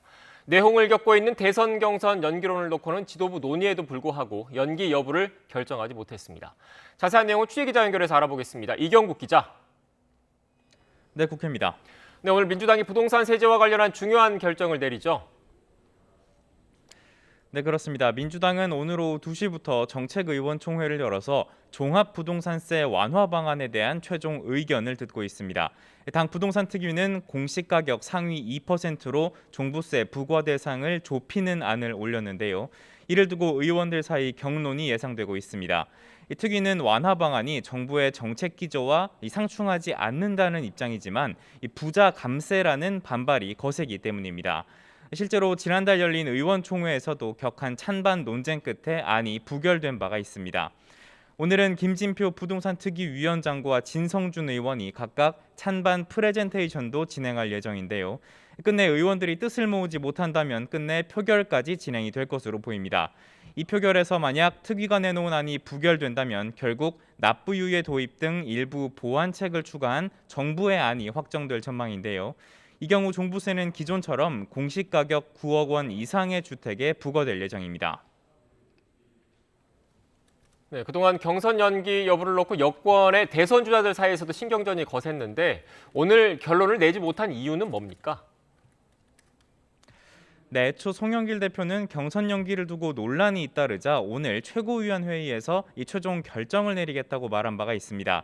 송 대표는 현행 유지, 그러니까 경선 일정을 그대로 진행하는 쪽에 확실히 힘을 싣고 있었습니다. 하지만 의원들의 거센 반발에 결국 최종 결정은 미뤄졌습니다. 앞서 경선 연기를 주장하는 일부 최고위원은 중대한 결심을 내릴 수도 있다며 거세게 반발했고요. 또 의원 66명도 경선 연기를 촉구하면서 의원총회 소집을 요구하기도 했습니다. 이에 민주당은 일단 이번 주말 대권 주자들과 의원들의 의견을 추가로 수렴하고 이 비공개 지도부 회의를 통해서 의원총회 개최 여부 등도 추가로 논의하기로 했습니다. 일단 결정을 미루면서 급한 불은 끈 모양새지만 향후 지도부 회의 등에서는 또다시 큰 의견 충돌이 빚어질 가능성이 커 보입니다. 국회 상임위 소식도 알아보죠. 법제사법위원회에서는 윤석열 전 검찰총장 관련 수사가 쟁점이죠. 네, 그렇습니다. 오늘 오전부터 진행된 법사위 전체 회의에는 박범계 법무부 장관과 최재형 감사원장 그리고 김진욱 공수처장 등이 출석을 했습니다. 이 현안과 관련한 질의가 이어지고 있는데요. 특히 국민의힘 의원들은 공수처의 윤석열 전 검찰총장 수사에 대해서 질의를 집중하고 있습니다. 이미 과거 논란이 됐던 만큼 지금 수사하는 것은 무의미한 것이 아니냐, 대선에 영향이 가지 않게 수사한다는 김 처장의 말은 궤변이 아니냐는 질타가 쏟아졌습니다. 이에 대해 김진욱 처장은 재차 선거에 영향이 없도록 하겠다면서도 필요하다면 본격적으로 수사에 착수하겠다고 강조하기도 했습니다. 한편 대선 출마설이 제기된 최재형 감사원장을 상대로 구체적인 입장을 밝혀달라는 질의도 있었는데요. 최 원장은 생각을 정리해 조만간 밝히겠다며 처음 공식 입장을 말했고요. 헌법기관장이 직무를 마치자마자 출마하는 게 바람직하느냐는 질문에도 다양한 판단이 있다고 생각한다며 여지를 남겼습니다. 이런 가운데 국회 국토위는 오늘 오후 광주 철거 건물 붕괴 참사와 관련한 현안 보고를 받고 있습니다. 노형우 국토부 장관과 재개발 사업 시공사인 현대산업개발 권순호 대표 등이 참석했는데요. 노 장관은 국민의 소중한 생명을 지키지 못했다며 사과의 뜻을 밝혔습니다. 권 대표도 피해자와 유족 그리고 부상자분들께 사죄한다며 사고 원인 수사에 적극적으로 협조하겠다고 약속했습니다. 여야 의원들은 불법 재하도급을 방치한 제도적인 문제점과 현장 관리 미비 등을 집중적으로 질타하고 있습니다. 지금까지 국회에서 전해드렸습니다. 윤석열 전 검찰총장이 대권 도전을 선언한 뒤 일주일에서 2주일가량 민심 투어에 나설 계획이라고 밝혔습니다. 윤 전 총장 측 이동훈 대변인은 오늘 KBS 라디오 최경영의 최강시사에 출연해 오는 27일쯤 정치 참여 선언 기자회견을 연 뒤 국민 속으로 들어가는 행보를 계획하고 있다면서 이같이 말했습니다. 이 대변인은 윤 전 총장의 국민의힘 입당은 당연한 것으로 생각해도 되지만 시점은 민심 투어 이후 최종 결론을 낼 예정이라고 설명했습니다. 택배 노동자 과로 문제 해결을 위해서 논의해온 민주당과 택배 노사가 최종 합의를 이뤘습니다. 막판 진통 끝에 우체국 택배기사 문제가 오늘 해결됐습니다. 함께 들어보시겠습니다. 우체국 택배 문제에 대해서 오늘 10시에 우체국 택배 문제 해결을 위해 택배 노동자 과로사 대책위 그리고 우정사업본부를 만나서 최종 합의에 이르렀습니다. 우정사업본부는 제1, 2차 사회적 합의를 존중하고 우체국 소포 위탁 배달원들이 내년 1월 1일부터 분류 작업에서 제외하기로 했습니다. 분류 작업 수행 수수료에 대해서는 감사원의 사전 컨설팅을 받되 사전 컨설팅에서 결론이 나지 않으면 상시협의체에서 논의해 가기로 합의했습니다. 법무부가 대검과의 신경전 끝에 일부 내용을 수정한 검찰 조직 개편안 최종안을 마련했습니다. 지청에서 직접 수사를 개시할 때 법무부 장관의 승인을 받도록 하는 내용은 빠졌고 일반 형사부에서는 경제범죄 가운데 고소 사건은 수사할 수 있게 됐습니다. 취재기자 연결합니다. 강희경 기자. 네, 대검찰청입니다. 네, 논란 끝에 검찰 조직 개편안이 입법 예고됐습니다. 어떤 내용이 수정됐는지 자세히 전해주시죠. 네, 검찰의 직접 수사 범위를 대폭 축소하는 내용의 법무부 검찰 조직 개편안 최종안이 입법 예고됐습니다. 입법 예고된 조직 개편안을 보면 검찰청사나 지청에서 검찰이 직접 수사를 개시할 때 수사팀을 꾸려 법무부 장관 승인을 받도록 하는 내용이 제외됐습니다. 법무부 장관이 구체적인 사건 지휘에 개입하려 한다는 검찰 반발이 거셌던 부분인데 법무부가 한 발 물러선 겁니다.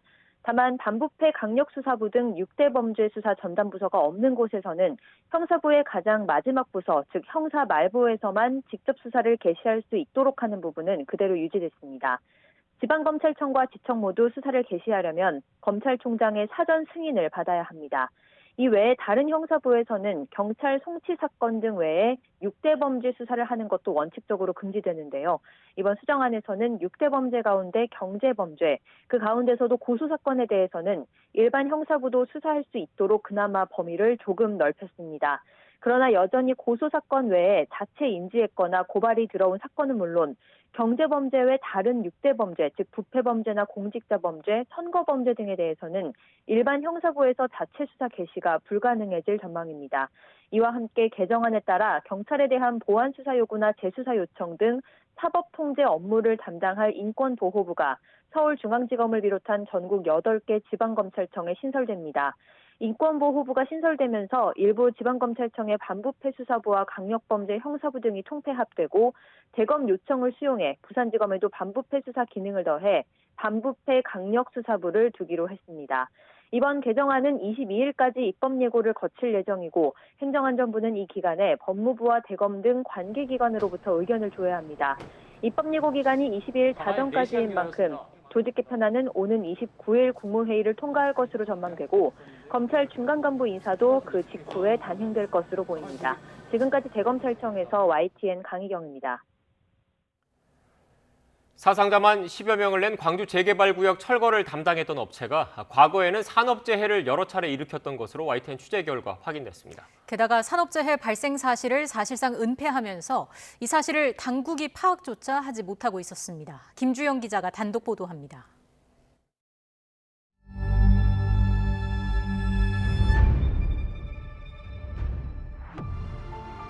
사망자 9명, 부상자 8명을 낳았던 광주 재개발구역 붕괴 사고. 대기업으로부터 하청을 받아 철거 업무를 맡은 건 한솔 기업입니다. 이미 불법 하도급 혐의 등으로 경찰 수사를 받고 있습니다. 피해자분께 혹시 하실 말씀 없으십니까? YTN 취재 결과 전국적으로 철거 사업을 벌이는 한솔 기업에서 산업재해가 빈번하게 발생했던 것으로 드러났습니다. 재작년 부산 철거 현장에서 안전장치가 제대로 연결되지 않아 50대 노동자가 4m 높이에서 떨어져 1년 넘게 병원 신세를 져야 했습니다.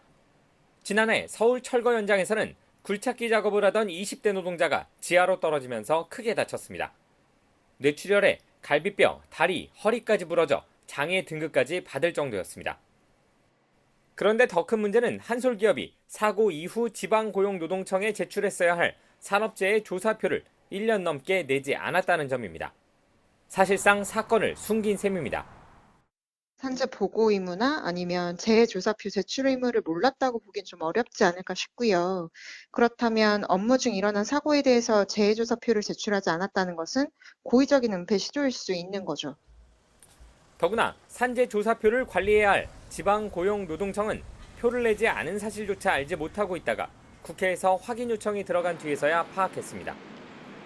해당 노동청 관계자는 모든 산재와 산재표 제출 여부를 일일이 확인하기는 사실상 불가능하다고 해명했습니다. 얼마 안 되는 근로감독관을 이제 수만 건의 일을 쳐내는 업무 과중과 시스템적인 정보 취득이 가능해야지만 지금은 그 행정 현실이 이를 따라가지 못하고 있는데요. 산재 관련 통합 행정과 인력 보완 논의를 해나가야 될 것이라고 보고 있습니다. 산업재해 사실을 숨기라는 업체와 이를 제대로 알지도 못하는 당국.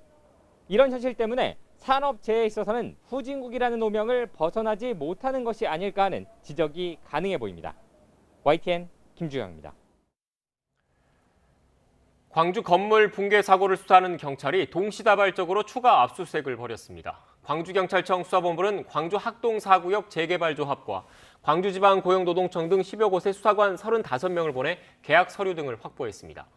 재개발조합 전반으로 수사를 확대한 경찰은 인허가 과정과 정관계 경찰 간부 등과의 유착 의혹을 캐기 위해서 추가로 압수수색에 들어간 것으로 알려졌습니다.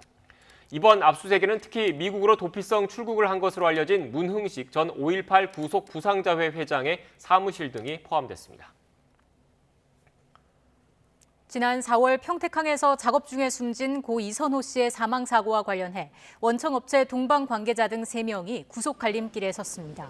수원지방법원 평택지원은 오늘 오전 11시부터 업무상 과실치사 등의 혐의를 받는 원청업체 동방 관계자들과 지게차 기사에 대한 구속영장 실질심사를 열었습니다. 취재진 앞에 모습을 드러낸 이들은 왜 안전관리사나 신호수가 없었는지, 유족에게 하고 싶은 말은 없는지를 묻는 취재진에 아무런 대답을 하지 않았습니다. 법원이 누구나 볼 수 있는 관보에 사건 관계인의 주민등록번호와 주소 등 개인정보를 게재했다는 제보가 잇따라 들어왔습니다. YTN이 확인을 해보니 모호한 규정과 허술한 관리 시스템 때문이었습니다. 제보는 Y 한동호 기자입니다. 지난 1일 관보에 올라온 서울중앙지방법원 재심 판결문입니다.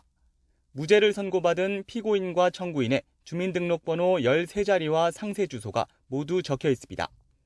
다른 판결문들도 피고인이 사는 건물 호수까지 적나라하게 공개돼 있습니다. 대구지법 김천지원의 한 공시엔 형사보상금을 받는 사람의 주민번호 전부가 올라와 있습니다. 처음에 봤을 때는 이게 원래 다 나오나 보다 이제 생각을 했었는데 주민번호도 나와 있고 보니까 또 밑에 보니까 지금 이제 현재 거주지까지 다 나오더라고요. 좀 당황하기도 하고 좀 어이는 없었죠. 대통령령인 관보 규정을 보면 관보 게재를 의뢰하는 상황엔 개인의 사생활을 침해하는 내용을 포함하지 않도록 해야 합니다. 이에 따라 각 법원은 관보에 주민번호 뒷자리와 주소 일부를 삭제해 무죄 판결문을 올리고 있습니다.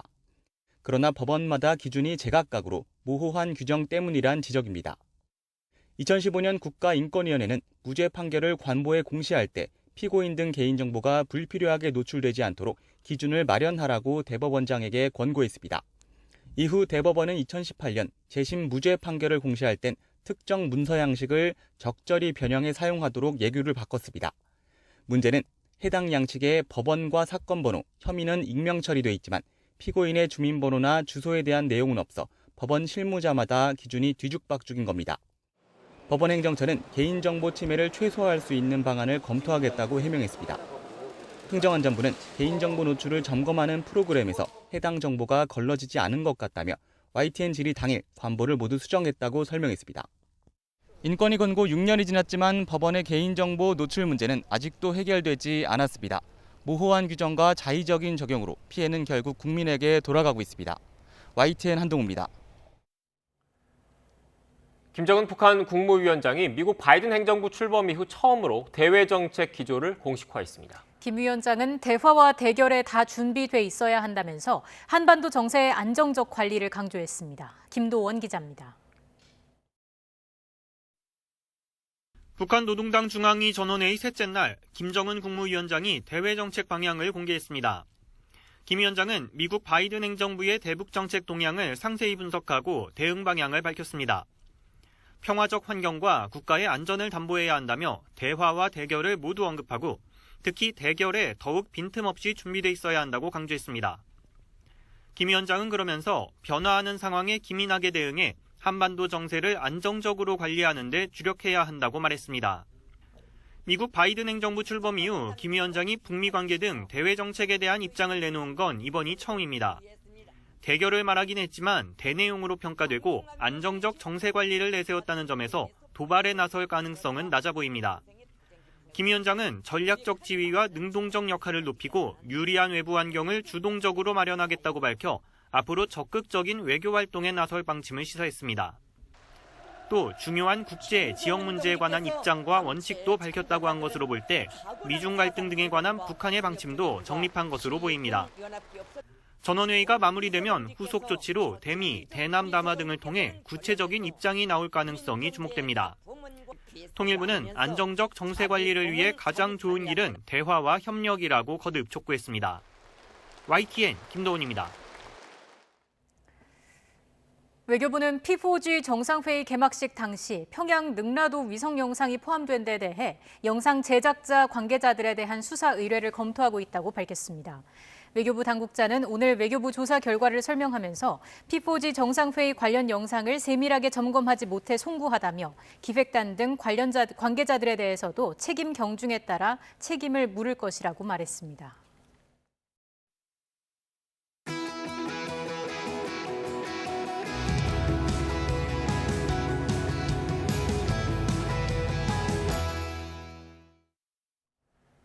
서울 아파트값이 1년 6개월 만에 최고 수준으로 올랐습니다. 수도권은 집계가 시작된 이래 최대 상승폭을 기록했습니다. 정부가 추진하는 서울의 신규 택지 개발 사업은 난항을 이어가고 있습니다. 전문가와 자세히 짚어보겠습니다.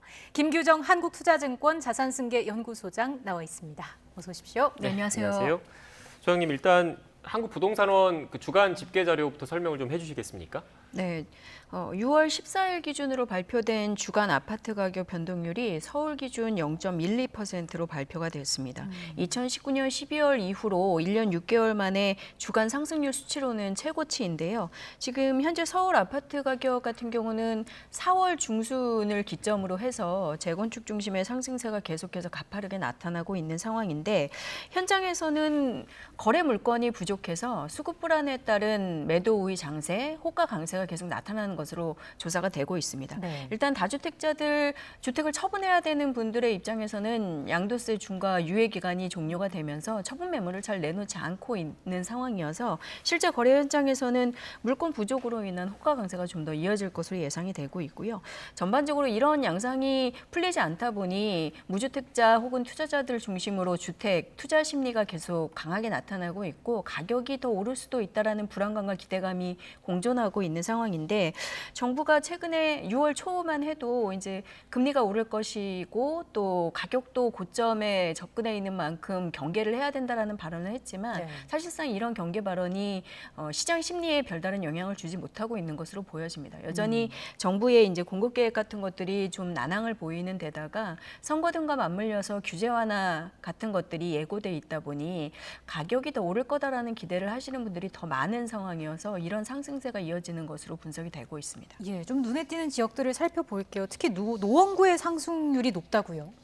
네, 지금 재건축 중심으로 가격 상승이 나타나면서 서울시에서 여의도나 목동 또 뭐 성수 지역 대표적인 재건축 밀집 지역들은 토지거래 허가구역으로 묶어놓은 상태인데 그러다 보니 이제 노원이나 도봉 같은 상대적으로 비강남권의 재건축 대상 주공단지가 있는 곳들이 계속 좀 상대적으로 더 강세를 보이고 있는 상황이고요. 강남권에서는 토지거래 허가구역으로 묶여있지 않은 서초나 강동 지역으로도 계속 투자 심리가 확산되는 것으로 분석이 됩니다. 그래서 6월 14일 한국부동산원 통계에서도 노원이나 서초, 강동 같은 지역들이 계속해서 오름세를 보이고 있고요.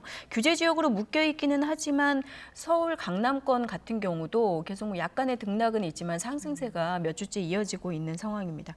이렇게 서울의 이제 강남권 또 그리고 비강남권 재건축 중심으로 상승세가 이어질 뿐만 아니라 경기나 인천 지역에서도 상승세가 확산되고 있다는 게 굉장히 좀 우려스러운 부분인데요. 6월 14일 통계로 보자면 경기도에서는 시흥, 안산, 안양 같은 교통개발 호재가 집값을 자극하고 있는 곳들의 상승세가 여전히 좀 부각되고 있습니다.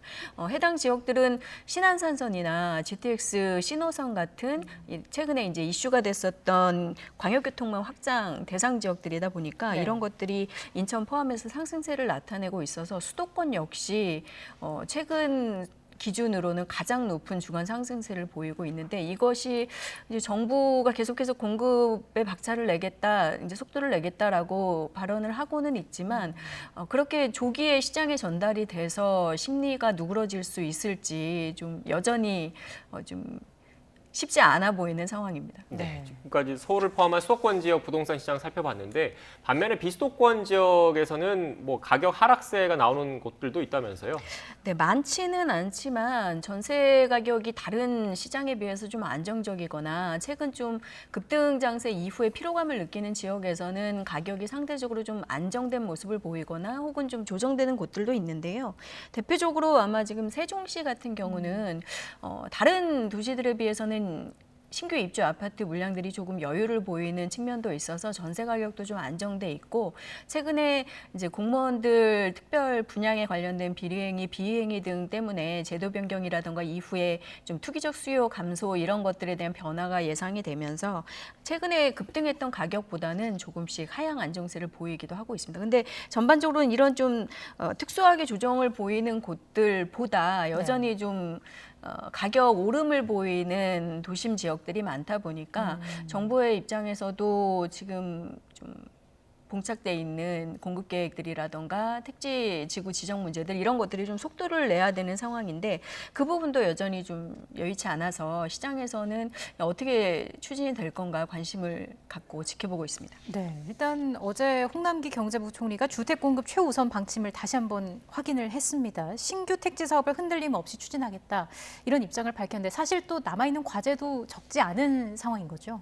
네, 일단은 이사 대책을 통한 공급 계획이 좀 구체화되고 이제 뭐 예를 들어 뭐 22년, 23년 경부터는 후보지가 지구로 확정돼서 공급이 체계화된다라는 신뢰를 가지고 시민분들이나 이제 국민분들이 조금 기다려 주셔야 되는 상황이 있는데 이 부분에 대해서 여전히 좀 불확실성이 많다 보니 아까 말씀 나눈 것처럼 이제 주택 투자 심리나 가격 상승 불안 심리 같은 것들이 잡히지 않는 것이어서 네. 그 부분들을 빨리 이제 신뢰를 주고 공급 계획을 확실하게 하는 것들이 중요한 상황인데요.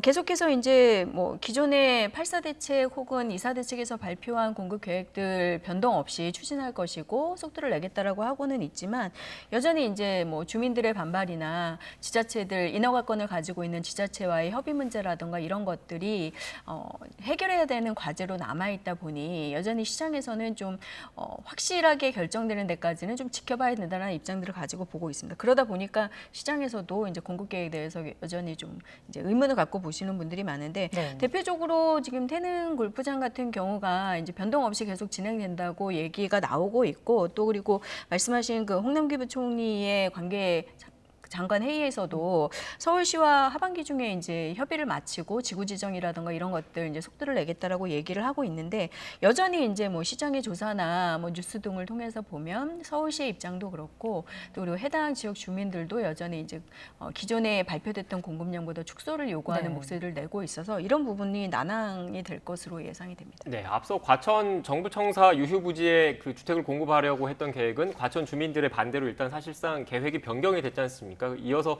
서울에서도 곳곳에서 이런 주민들의 반발이 이어지고 있는데 조금 전에 태릉 얘기를 해주셨는데 이렇게 주민들이 반발하는 이유는 뭡니까?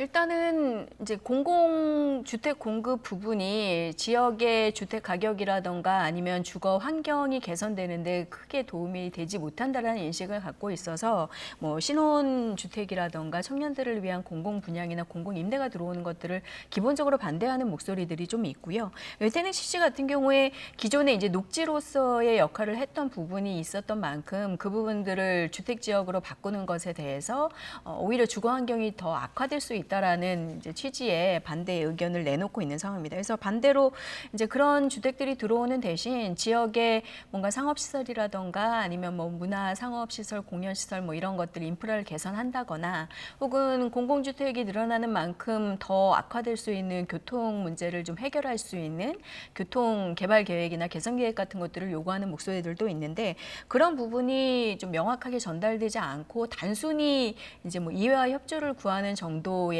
공방만 이어지다 보니 해결책을 쉽게 찾지 못하는 것으로 분석이 됩니다. 네, 만약에 공급이 다 계획대로 진행이 된다면 시장에서는 언제쯤 이걸 좀 체감할 수 있을 걸로 보고 계신가요? 만약에 이번에 발표된 대로 예를 들어 태릉시시 같은 경우에 이제 하반기 중에 협의에 도달해서 지구 지정이나 이런 것들을 한다 그러면 22년께에는 이제 후보지 지구 지정이 되면서 이후에 이제 계획들을 추진해 나갈 수 있는 확정이 되는 셈입니다. 그래서 공급 계획으로는 뭐 홍남기 부총리의 발언처럼 22년께부터 어느 정도 구체화될 수 있기는 합니다만 일단은 그 협의 과정이 조기에 하반기 중에 되는 것이 관건이 되겠고요. 지구 지정 등이 된다 하더라도 실제 주택으로 착공, 준공을 거쳐서 입주 시기까지 가는 데는 시간이 좀 더 소요되기 때문에 아무래도 22년 이후에 지구 지정되는 곳들이 확정이 되고 나서도 한 적어도 25년, 26년께까지는 입주된 주택으로 시장에서 그 공급에 따른 기대 효과를 보기에는 좀 공백이 나올 수밖에 없는 상황이기는 합니다. 네. 마지막으로 그 지금 내년 그리고 하반기 이후에 주택 그 집값 동향을 좀 보려면 결국 서울과 수도권 등 지역의 신규 주택 공급 물량을 좀 봐야 되는 거지 않습니까? 공급 입주 물량은 어떻습니까? 실제 물량.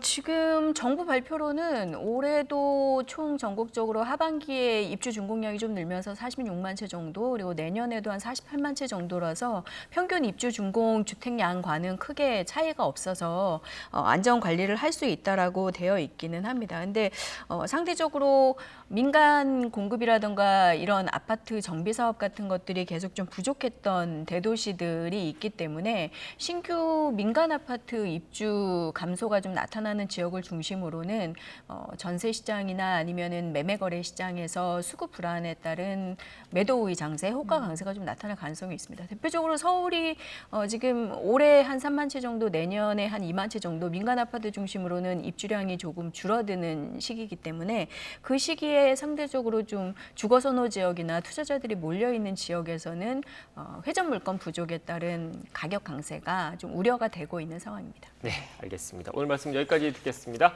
감사합니다. 감사합니다.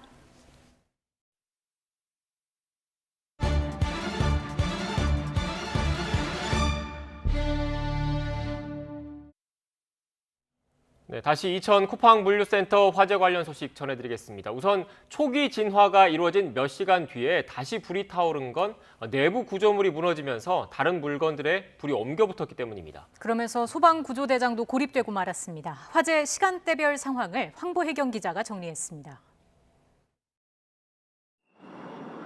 대형 물류센터 지하 2층에서 불이 시작된 건 새벽 5시 반쯤.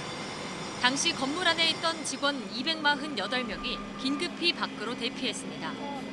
신고 7분 만에 현장에 도착한 소방은 대응 2단계를 발령해 주변 소방서의 인력과 장비까지 동원했습니다.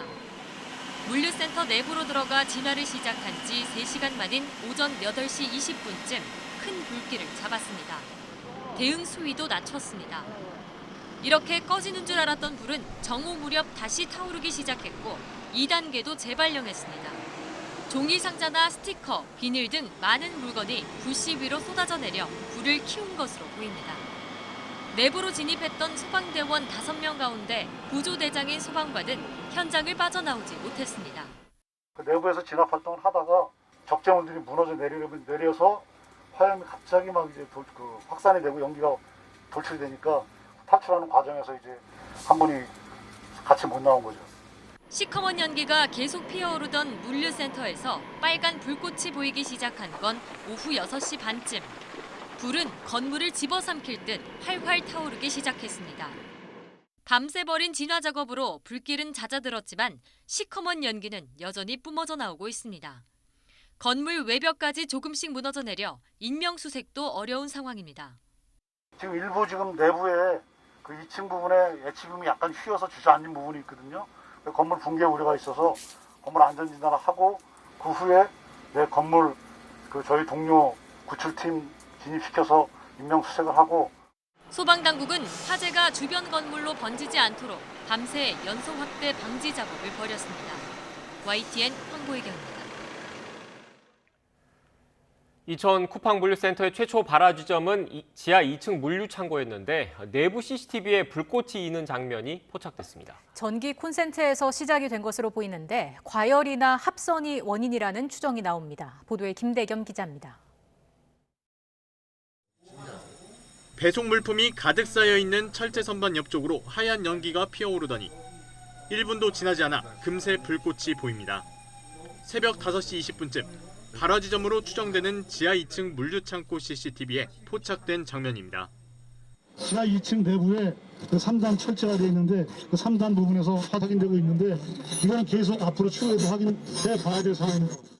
철제 선반에 설치된 전기 콘센트에서 불이 시작된 것으로 보입니다. 전문가들은 연기가 먼저 발생한 점으로 미뤄볼 때 과열이나 접합 불량이 원인일 것으로 추정했습니다. 먼지가 많이 쌓일 수밖에 없는 물류창고의 특성을 고려하면 합선됐을 가능성도 있습니다. 물류창고에 먼지가 많이 쌓여 있다고 하면 전선과 전선 사이에 그 먼지를 통해서 전류가 흐름으로써 화재가 발생될 수가 있는 것입니다. 이를 트래핑 현상이라고 말을 합니다.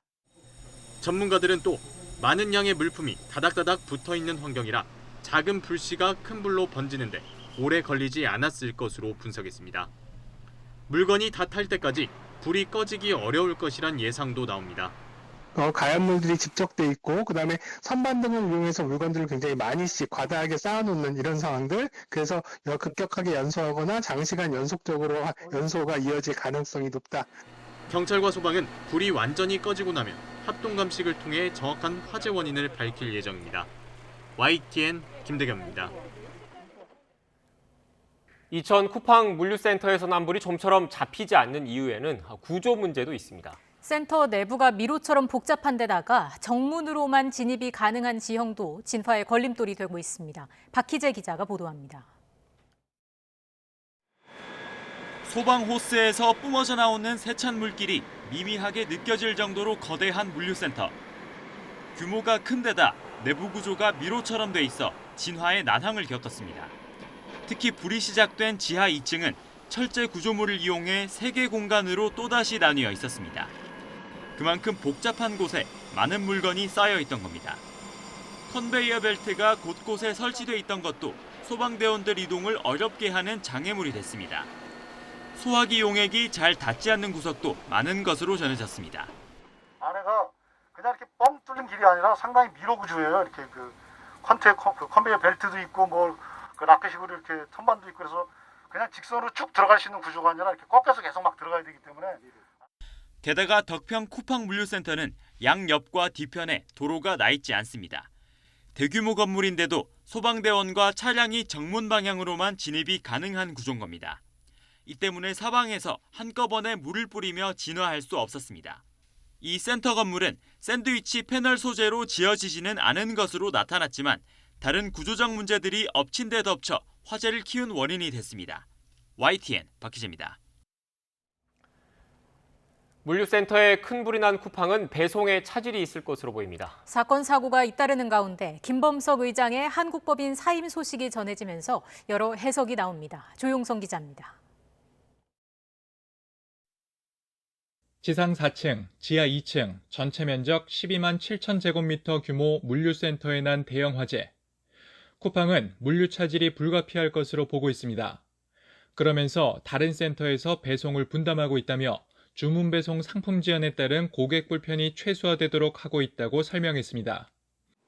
앞서 배달 노동자 사망 사고가 잇따르기도 했습니다. 쿠팡에서만 지난 4건, 올해 초 2건의 가로사가 발생하는 등 정부는 사회적 합의 기구를 통해서 택배기사 가로사 대책을 마련하고 있지만 사망 사고가 났을 때는 사회적 합의 기구가 권고한 근무 시간보다 낮은 수준이었다며 과로사가 아니라는 입장문을 냈지만 국회에서는 고개를 숙였습니다. I have a daughter about the same age, and I can't imagine how they felt waking up and finding their beloved son the way that they did. 이런 가운데 김범석 의장이 한국 법인의 모든 직위를 내려놓는다는 소식이 대형 화재 당일에 알려져 여러 해석이 나옵니다. 해외 시장에 대한 공략 필요성이 굉장히 좀 중요해지는 시점이라고 보여지고 있고 아무래도 이쪽에 조금 더 좀 집중을 하기 위한 선택이 아니었을까라고 해석은 하고 있습니다. 상황들이 좀 엮여서 돌아가다 보니까 분명히 그런 이제 의혹에 대해서는 뭐 완벽하게 이제 지울 수는 없다라고는 생각이 되고 있습니다. 의결권 76%를 가진 미국 국적의 김범석 의장은 지난 4월 총수 지정을 피한 데다 한국법인 직함도 없어서 내년 1월부터 경영 책임자를 처벌하는 중대재해처벌법으로부터 자유로워졌습니다. YTN 조용성입니다. 정부가 소상공인의 7월에서 9월분 사회보험료와 전기 도시가스 요금을 납부 유예해 주기로 했습니다. 또 취약계층 150만 호와 소상공인 72만 호의 7월에서 9월분 도시가스 요금도 납부 유예하기로 했습니다. 영화를 통해 한반도 평화를 소망하는 평창국제평화영화제가 개막했습니다. 올림픽이 열린 이듬해부터 올해로 3번째입니다. 올림픽 평화 정신을 잇는 국제영화제에 홍성욱 기자가 다녀왔습니다. 영화제 시작을 알리는 레드카펫 행사. 평화영화제는 남과 북의 색깔을 합친 보랏빛으로 물들었습니다. 이른바 평화로드 위로 익숙한 얼굴의 감독과 배우들이 속속 모습을 드러냅니다. 평창올림픽이 열린 이듬해부터 올해로 3번째. 올림픽 감독이 남아있는 메달 플라자에서 평창국제평화영화제가 개막했습니다. 대한민국에 사는 사람들이 무엇보다도 가장 평화를 원하고 또 그것을 가장 핵심적으로 하는 영화제여서 다시 찾게 된 것 같습니다. 영화제는 국제장편 경쟁과 한국 단편 경쟁을 포함해 평양시네마와 여름영화 산책 등 모두 10개 프로그램으로 운영됩니다. 개막작은 안재훈 감독의 애니메이션 영화 무녀도, 소설가 김동리의 단편을 화려한 색감으로 재탄생시킨 작품은 인간에게 종교란 무엇인가에 대한 근원적인 질문을 던집니다. 평양시네마 부문에서는 2편의 장편 영화와 4편의 단편 영화가 상영되는데 1958년 북한과 프랑스의 합작 영화 모란봉이 대표적입니다. 이 밖에 한평생 평화와 민주주의를 위해 살다 간 고 문익환 목사의 삶을 조명한 늦봄 2020과 최장수 국민 MC 송혜의 화면 뒤 인간적인 모습을 담은 다큐멘터리도 관객들을 맞습니다. 영화제 공식 슬로건은 새로운 희망. 재난과도 같은 코로나19 상황에서 영화를 통해 평화와 희망의 메시지를 관객들에게 전합니다. 국민들 마음속에 평화가 필요함을 절감하게 하는 그런 작품들을 많이 보여드릴 수 있으면 좋지 않겠어요? 평화 공존을 주제로 26개 나라 78편의 영화를 만나볼 수 있는 평창 국제평화영화제는 오는 22일까지 계속됩니다. YTN 홍성욱입니다. 문재인 대통령이 영국 G7 정상회의와 오스트리아, 스페인 국빈 방문으로 이어진 6박 8일 동안의 유럽 순방 일정을 마치고 귀국했습니다. 다자 외교 무대에서 우리 정부의 글로벌 백신 허브 구상을 밝히고 포스트 코로나 시대에 대비해 유럽 주요국과의 협력을 강화하는 데 주력했습니다. 나연수 기자가 보도합니다. 문재인 대통령과 부인 김정숙 여사가 이른 아침 전용기에서 내리며 손을 들어 보입니다. 6박 8일의 촘촘한 순방 일정이었지만 성과도 많았고 보람도 컸다는 문 대통령의 소회가 표정에서도 드러납니다. 문 대통령은 지난 11일부터 2박 3일 동안 영국 코널에서 열린 G7 정상회의에 초청국 자격으로 참석한 데 이어 13일 오스트리아, 15일 스페인을 각각 국빈 방문했습니다. G7 정상회의에서는 전 세계 코로나19 극복을 위한 공평한 백신 접근권을 강조하며 한국이 글로벌 백신 허브로서 선도적 역할을 하겠다고 밝혔습니다. 백신 제조사인 아스트라제네카 대표를 만나서는 안정적인 백신 확보 방안도 모색했습니다. 아스트라제네카사도 더 원활한 세계 백신 공급을 위해 한국의 생산 능력을 활용해 주기 바랍니다. 다만 G7 정상회의 기간 스가 일본 총리와의 첫 대면이 회담으로 이어지지 못한 데 대해서는 문 대통령 스스로 아쉽다고 밝혔습니다. 이어진 오스트리아와 스페인 방문에서는 양국과의 관계를 전략적 동반자 관계로 격상하는 데 각각 합의했습니다. 내년 수교 130주년을 앞둔 오스트리아와는 수소 등 4차 산업 분야 협력과 함께 문화, 예술, 청소년 교류와 투자 확대를 약속했고 스페인과는 건설, 인프라 분야 제3국 공동 진출과 함께 저탄소, 디지털 경제 협력을 강화하기로 했습니다. 유럽과 아프리카, 중남미 시장의 교두보인 스페인과 아시아 시장의 교두보인 한국이 5G, 전기차, 신재생 에너지 시장에 함께 진출하여 양국 경제 발전은 물론 더 나은 세계 경제 재건에 함께 하길 기대합니다. 지난달 한미 정상회담에 이은 이번 유럽 순방은 마침내 코로나19의 긴 터널을 지나 대면 정상외교가 본격화됐다는 신호로 읽힙니다. 국제 무대에서 확연히 달라진 대한민국의 위상을 확인하고 글로벌 현안에 적극적으로 목소리를 내게 된 것은 문 대통령 자평대로 뿌듯한 성과라는 평가가 나옵니다.